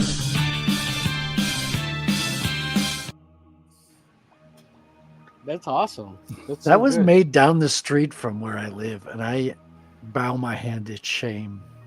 That's awesome. No, that's awesome. I love it. It's Oh great. man, talk about cultural appropriation.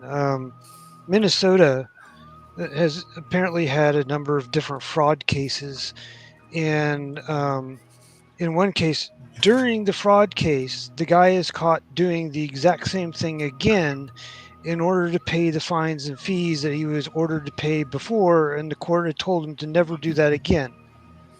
But the thing Oh my is God. that's his culture. Yeah. You are fined $50,000 for robbing a bank. So he was All Indian. right, let me go rob a bank so I can pay it. Well, no, he's in government, and so he's he Yeah. filled out like overtime work in order to make an extra $50,000, and that's what he used to pay off his family member. And like I don't remember all the details, but it was like there's multiples of them, but it was like, yeah, just this is the way we do it over in our previous country, and so that's the way we do it here. Oh, that's crazy. Oh, man. What was his previous country, out of curiosity? Colombia. Gosh, it was one of the Muslim ones. I don't remember which one offhand. It was Agrabah. Just what country do you think this is, anyway? I think it was one of the African countries. That's racist. Yeah.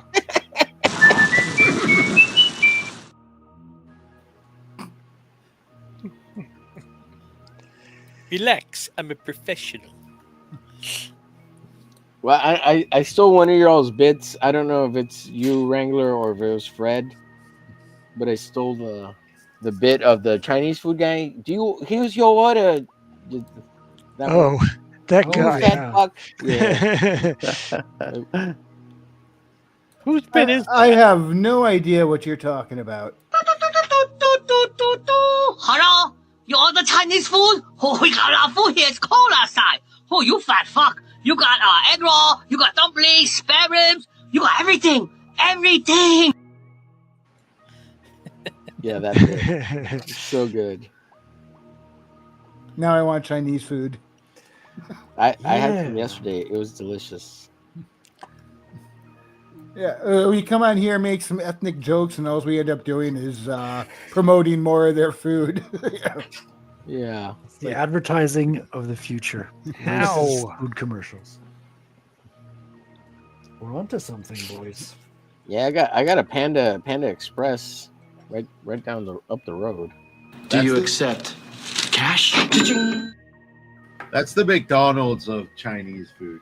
Yeah, but yesterday we got more so authentic. It's not that good. It's still good though. It's not good at all. It's terrible. Sorry. For No, I've had fast food real. is good.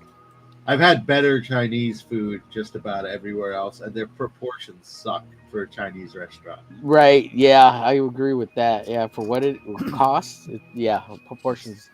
I remember Even the back in flavor. the 90s, I would get Panda Express when I was at the food court, and I freaking loved it. I haven't had it in years.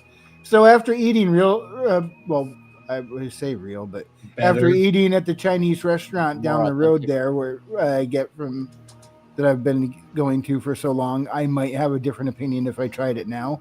But I remember at the time, I absolutely loved it.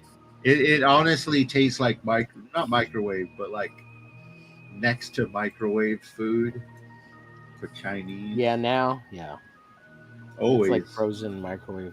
Yeah. I have been spoiled with better Chinese food. I don't want to say authentic, but just better. China. Locally in my area is all the Chinese restaurants are disappearing. Like we used to have one in town and it was good. Yeah, But same here. They moved away, and I think it's the Chinese recall, right? They come back. You must come back home. They're figuring out our ways. Was there We a cannot recall? export their money anymore. With the Chinese they sent here, like defective and they recalled them. Well, because they got all caught as spies, so the secret was out. Oh yeah, but when we call them out as spies in Canada, we don't say who they're. Yeah, we keep Who them. they are. Well, that's the thing. The actual Intelligence Service of Canada announced that was it 3 or 5 of our high government officials were compromised by Chinese spies, But they would not say which ones. Probably Right? because they're like, okay, y'all belong to us now. It's like, hey, your government's been infiltrated, but we're not going to say who or what. Just like, let's play a game of guess who. You don't need to know who's banging who. It's a banging good time. Well, it's like Fartwell and Fang Fang. Fartwell? Swalwell. Oh, gotcha. You take one look at that guy, you know he's sub 80 IQ. Well, I call him Fartwell because he farted on live TV. Yeah, a loud one too. Wow. In the middle of an interview. Yeah, that's rough. Ooh. Yeah, I heard Fang Fang died. Really? What? Dyed her hair or what? No, like she passed away like a year ago or something like that. Did she not turn over the intelligence that she was supposed to, or what? I don't know. Let me see. Oh, maybe like her identity was no longer useful as Fang Yeah. Fang, so they retired the Fang Fang identity, and now she's working under a new identity. Or, the FBI is like, nah, we got this. Oh no. You are permanently retired to the ground. You are terminated. Ground. I just typed it in and I got some Chinese writer. I'm looking for. Fang Fang would be a perfect name for a vampire. Okay, Christine Also- Fang, also known as Fang Fang, was a suspected Chinese intelligence operative who targeted up-and-coming U.S. politicians. Blah blah blah blah blah blah blah. Okay, yeah, but I got to look through this whole thing to find. Just grok it. Oh yeah, duh. That's Grok is the new Google.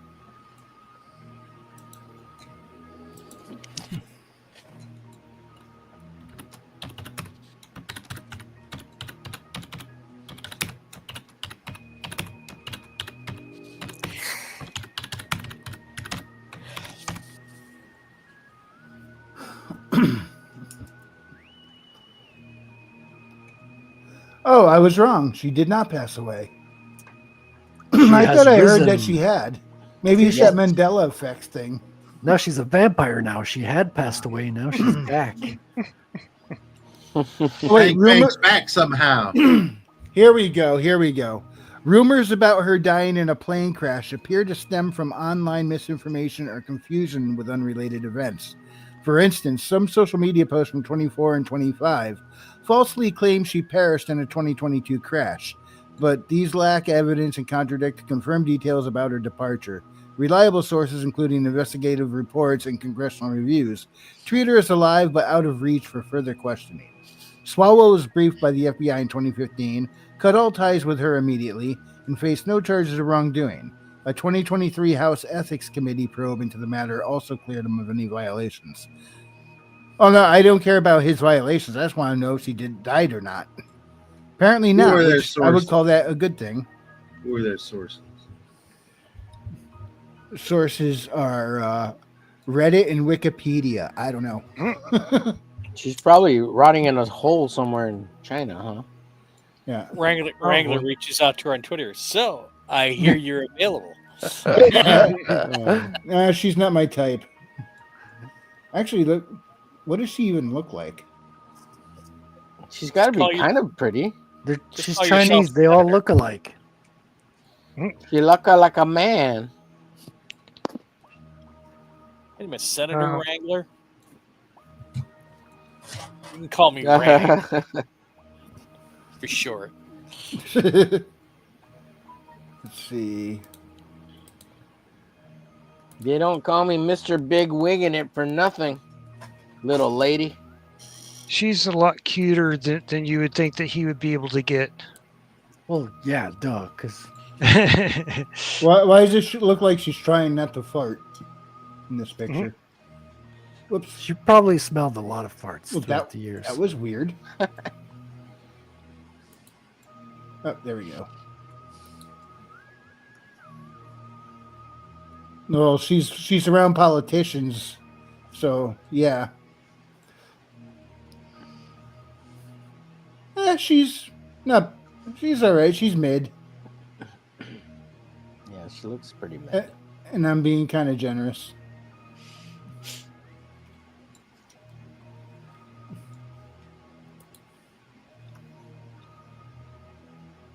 Let's see. Oh, I knocked off the pattern list, but there we go. So, Omer, what you working on? Who's this character? This is Killjoy from Cyberforce. She's a villain. Killjoy. This is what she looks like. Or I kind of adapted the costume a little bit, but this is the character. Has she compromised any politicians, though? Oh yeah. She doesn't have to compromise the politicians. The politicians can do that perfectly fine on their own. So Killjoy. Killjoy. Adapted a little bit. I found this guy who did this really cool like 3D model of her and kind of played around with the costume a little bit, and I really like what he did. So yeah. Pretty cool.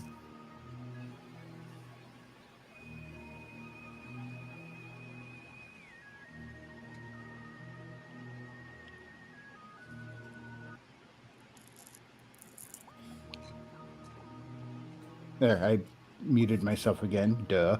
How many books deep is this series so far with her in it? Is it? I'm assuming it's an indie. Now Cyberforce, it's Image Comics, and okay. Yeah. The only thing I know from Image Comics is Spawn and Angela. And yeah, this is Mark Silvestri creation. This is from Cyberforce, yeah. David Finch worked on the series, so the Monday stream is dedicated to David Finch. Condolences to his family. They had a family loss, and I hope they find some good solace in healing. Yeah, with all that, and yeah, so I focus on David Finch on that show, kind of try to either adapt his style or like in this case, this pose I stole from a panel he did on this comic here. So I took his pose, and this is David Finch work here, and basically this chick right here, which is I think her name is Cyblade, and so I took the pose roughly, and they kind of redid her as gotcha. Killjoy. So it's not exact, but it's like, I try to kind of stick to some Finchisms. Yeah, like I said, from then, I mean, technically all of them were indie on that underneath Image, that is right? true. That is true. Yes, but sir. yeah, I mean, everybody was familiar with Spawn. I just knew about him and later Angela because of where she ended up. Right.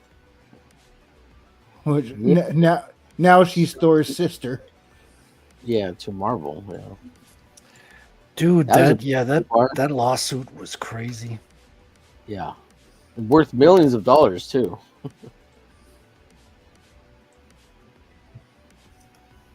But I think they settled for like 20,000-30,000, something like that from there. I think he wanted like 10 million or something like that is what Neil Gaiman wanted from. That lawsuit is what like terrifies me of working with other writers on my own proprietary work. I'm like, I'm just gonna, work on it by myself. Yeah.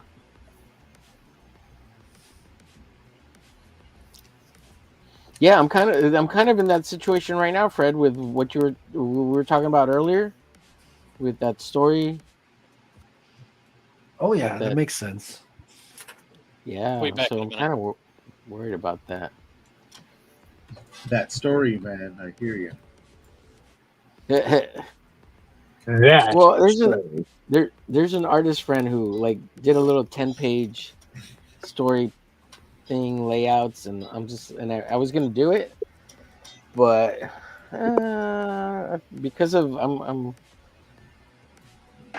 a little concerned. You got to go into the details a little bit more because his friend did a 10-story script or layout for his character. 10 So page. Omer's glitch character, which is his kind of like titular character. But you haven't made a comic yet, right? Omer, it's still.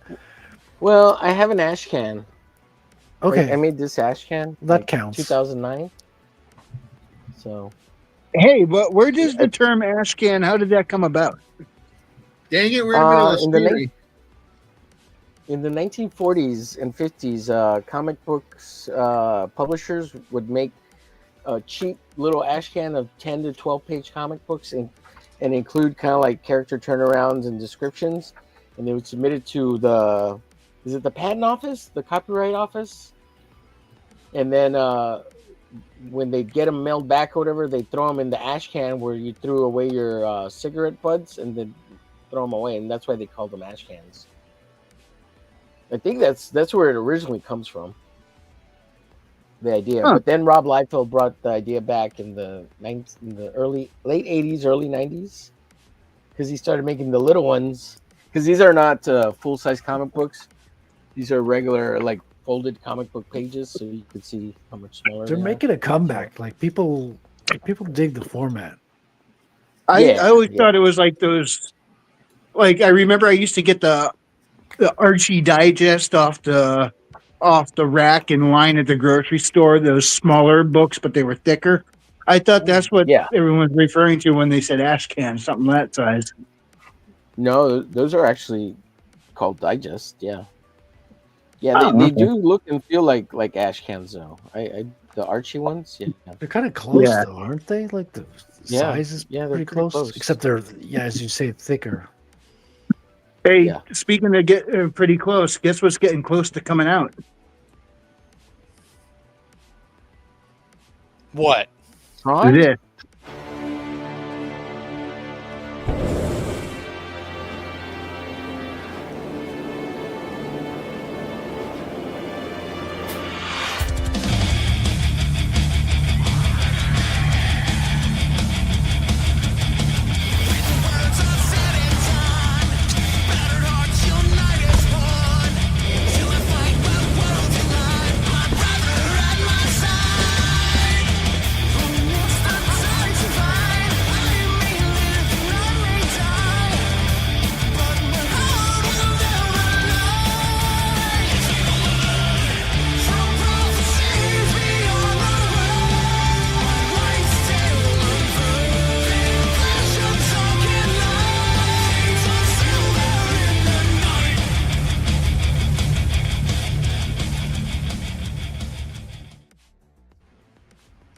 And Lord Otter will be. Oh, there he is. I was going to talk about your appearance tomorrow. I didn't know you appeared now. Speak my name and I shall come. Isn't that well? That's what she said. I don't regret what I said. No regrets at all.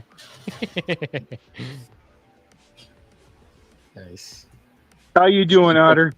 I'm all right. I joined at a very late time, but it turns out that I came here at the perfect time. Yeah, we're just about show time. Yeah. I figure when I'm done with the cigarette, I'll go back inside to the actual computer and we'll start doing some part and plugs. Sounds like a plan. I still got Frederick's to play too. Frederick, I played yours as the opening video for the stream. Thank you. And as I was looking through, I realized I had your video in there twice. Oh, well, I could take one of these out and make room for another clip. Awesome. No, you could play it a second time during the show, clearly. Or I could play the Canadian Shield bit, put it on repeat, and walk away for an hour and a half. That's a good one, man. That's a good one. Dude, I tuned in when that was happening. I'm like, what's going on here? Oh, yeah? And That's awesome. but that's where I learned just how much of an earworm that song is. Yeah.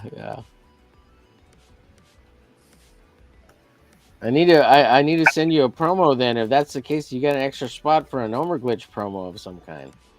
Well, yes. You're going to have to send one. I will. Do you have one? Oh, I've got plenty, Fred. Yeah, keep it short, watch, right? he goes to send me a minute. promo, and I get a whole bunch of sticky notes in the mail. Yeah. That's so funny. You get an original something Wong. Is there something wrong? It says something Wong, and I'm look on the back. It's signed by Omer. The notes are Yeah, sticky, yeah. but they're not post-its for some curious reason. Yeah. Oh, Then something is very wrong. There it is. something is very I really wrong. feel the love, Oma. I really feel it. Why am I Someone's been suddenly reading reminded more of like than Shadow Warrior or something where the first level is called Enter the Wang because the main character's name is Lo Wang. Oh my god. It's fucking awesome. That game So gave can no we get fuck. all these Gen Z people to replace their, you know how they say, oh, it was low key this or low key that. They call everything low key. Can we get them to replace that with low wang? Low Wang. Oh, The best part is it's all in English too. It was low wang pretty good. I just saw Have something. you guys heard of the newest rapper, Little Wang? I just saw something on Facebook here. Yeah.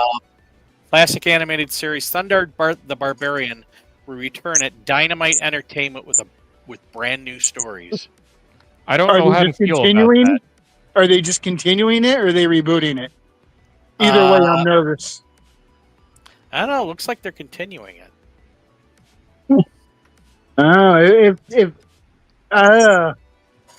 It's like can they not leave anything alone? I mean, if it comes back and they do it well, awesome, because that was such a cool premise, that one. It was like both sci-fi and swords and sorcery at the same time. It was awesome. Yeah. But They don't know the meaning of doing it well anymore. yeah. Well, give it a shot. See what happens. And look what Hanna-Barbera allowed them to do with Scooby-Doo. We ended up with that Velma series. Yeah. It does kind of surprise me, all of the highs and lows that Scooby-Doo has gone through over the years. Talk about some titanic lows.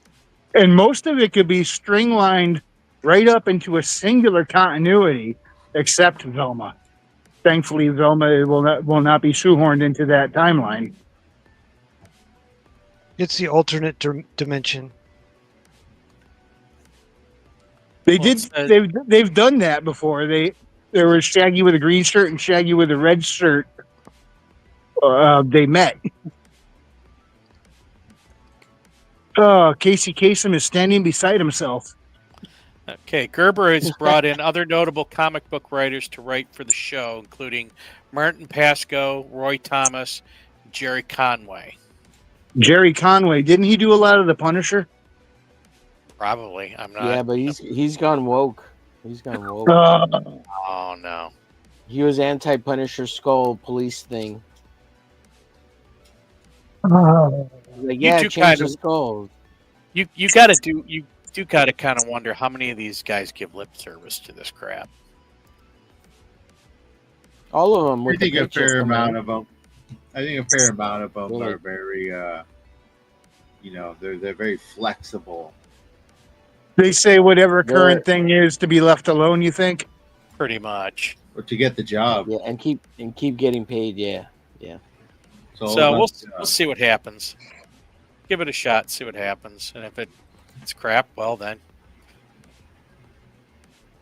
There were some Hey, awesome tunes back then that got wiped away. If I had to sit through a freaking season 1 of Rings of Power, you guys can give Thunder the Barbarian one freaking episode. Yeah, you're right. We could, but that doesn't. I mean did it for you guys. Can we just have like an episode of Rings of Power where Thundar just like he basically just thunders into the place? He's like, "Silence, witch! Now make me a sandwich." Now that I would Never watch. gonna happen. Never gonna happen. Get me to the kitchen, woman. Winch. I Get actually on my asked- knees. I put into Grok one time asking just how durable is Galadriel, and then cited that her just tanking a pyroclastic flow, and even Grok said this was probably the writers not understanding what a pyroclastic flow is. So Grok knows. And then did you guys see that thing where it said Tolkien that somebody was, or they was screen rant? Oh, I saw that. Tolkien Tolkien's- would have liked Rings of Power. It's like, fuck you. Wow. Yeah, I highly doubt that. Barry, Thanks for maybe speaking to the Barry band. Tolkien from New Jersey. Barry the Probably- Tolkien. he probably would have liked Rings of Power to go in the trash can. Oh, The same he would've- people who say like Charlie Kirk was like pro-trans.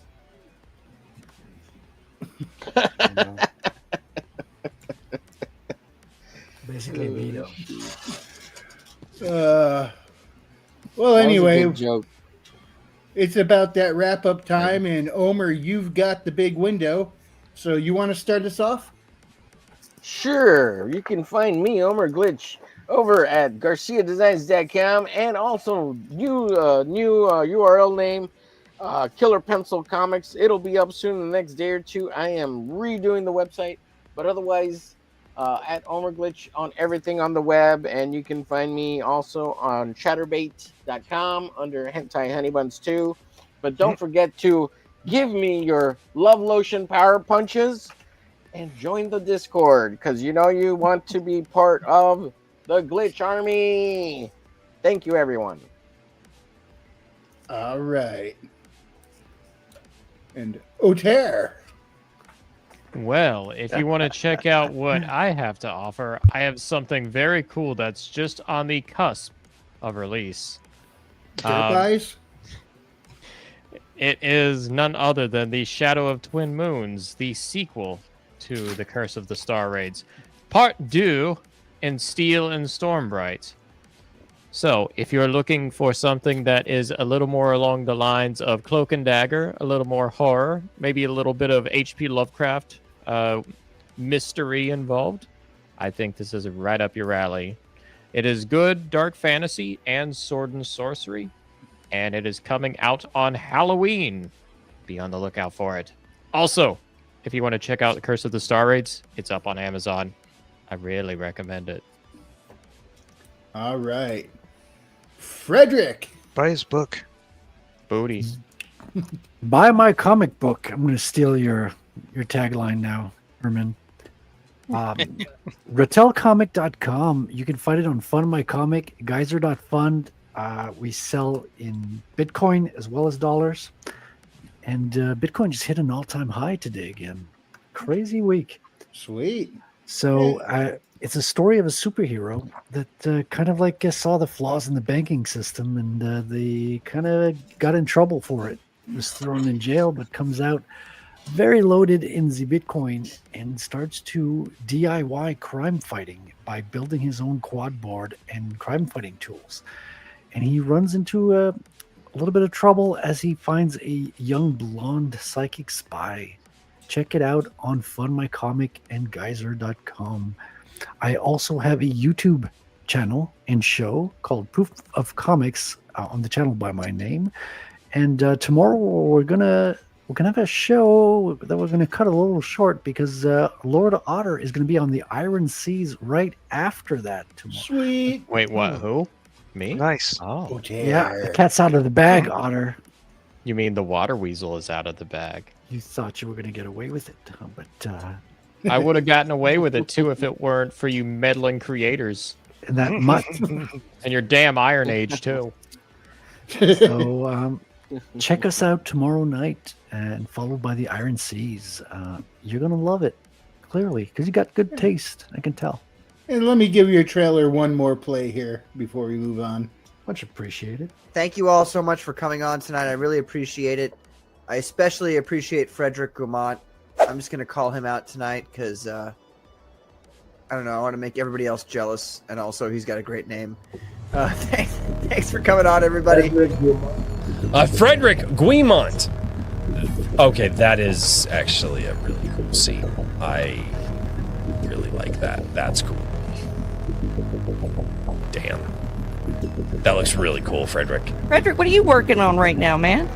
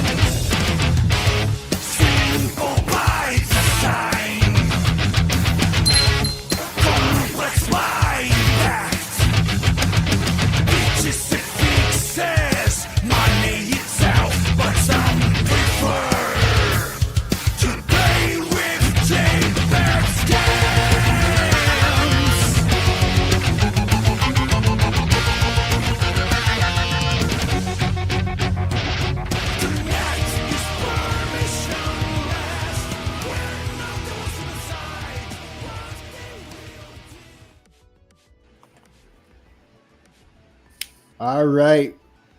Rattel, that link is in the description. James. Hey ho, you can follow all my stuff at worldwithoutendlore.substack.com and see me here next week and catch my my what's not really mine, it's the Black Knights and RH Snow's podcast that I host on my channel, World Without End Lore on YouTube. Catch that tomorrow. And that's at 6 p.m. Eastern. Yes. I think. Actually, I think it's 5 p.m. 5. For Eastern time, it's 6. Is it? Yeah, because that's when I always see it starting when I get home from work, and then a little bit later you come on at 6. Oh, okay. Oh. Well, there you go. There's 3 o'clock your time, right, James? Yeah. Catch the Black Knight and RH Snow tomorrow. All right. The Herminator. If you're gonna buy books, buy mine first, then buy theirs. And then buy mine immediately after. Just buy mine immediately. So it's like a pecking order. Yes. So, and or like a speeding order.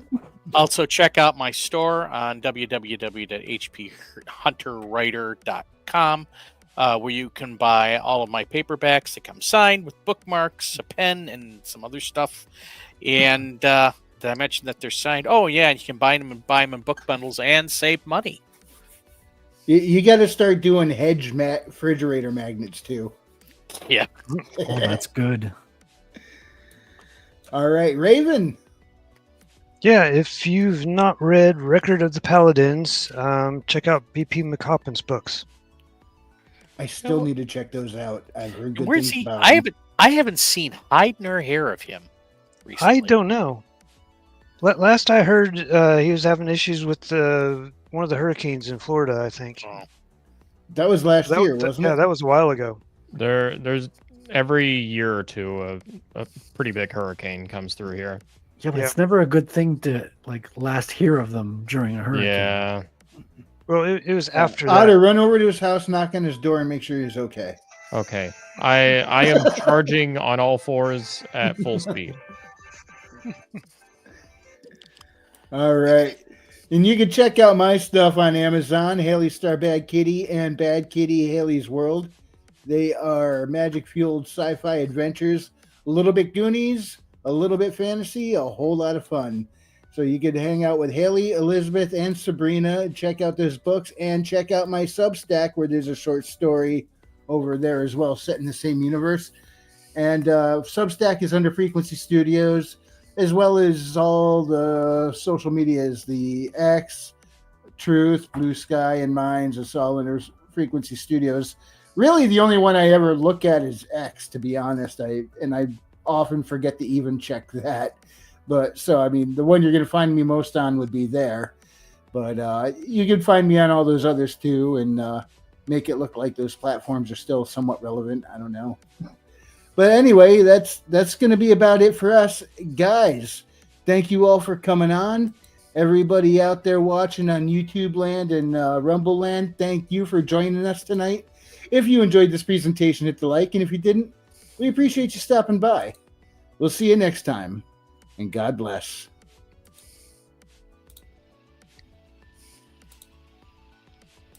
And my cat is not leaving me alone. I gotta hit buttons, kitty.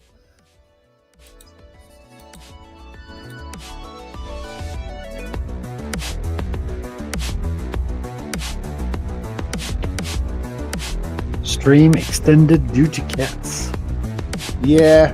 The best. He's trying to force his way into my lap while I'm bumping my forearm around when I want to click the mouse. Can't use my computer because the cat ate the mouse. Jewish space lasers. Have a great night, everybody. Good night.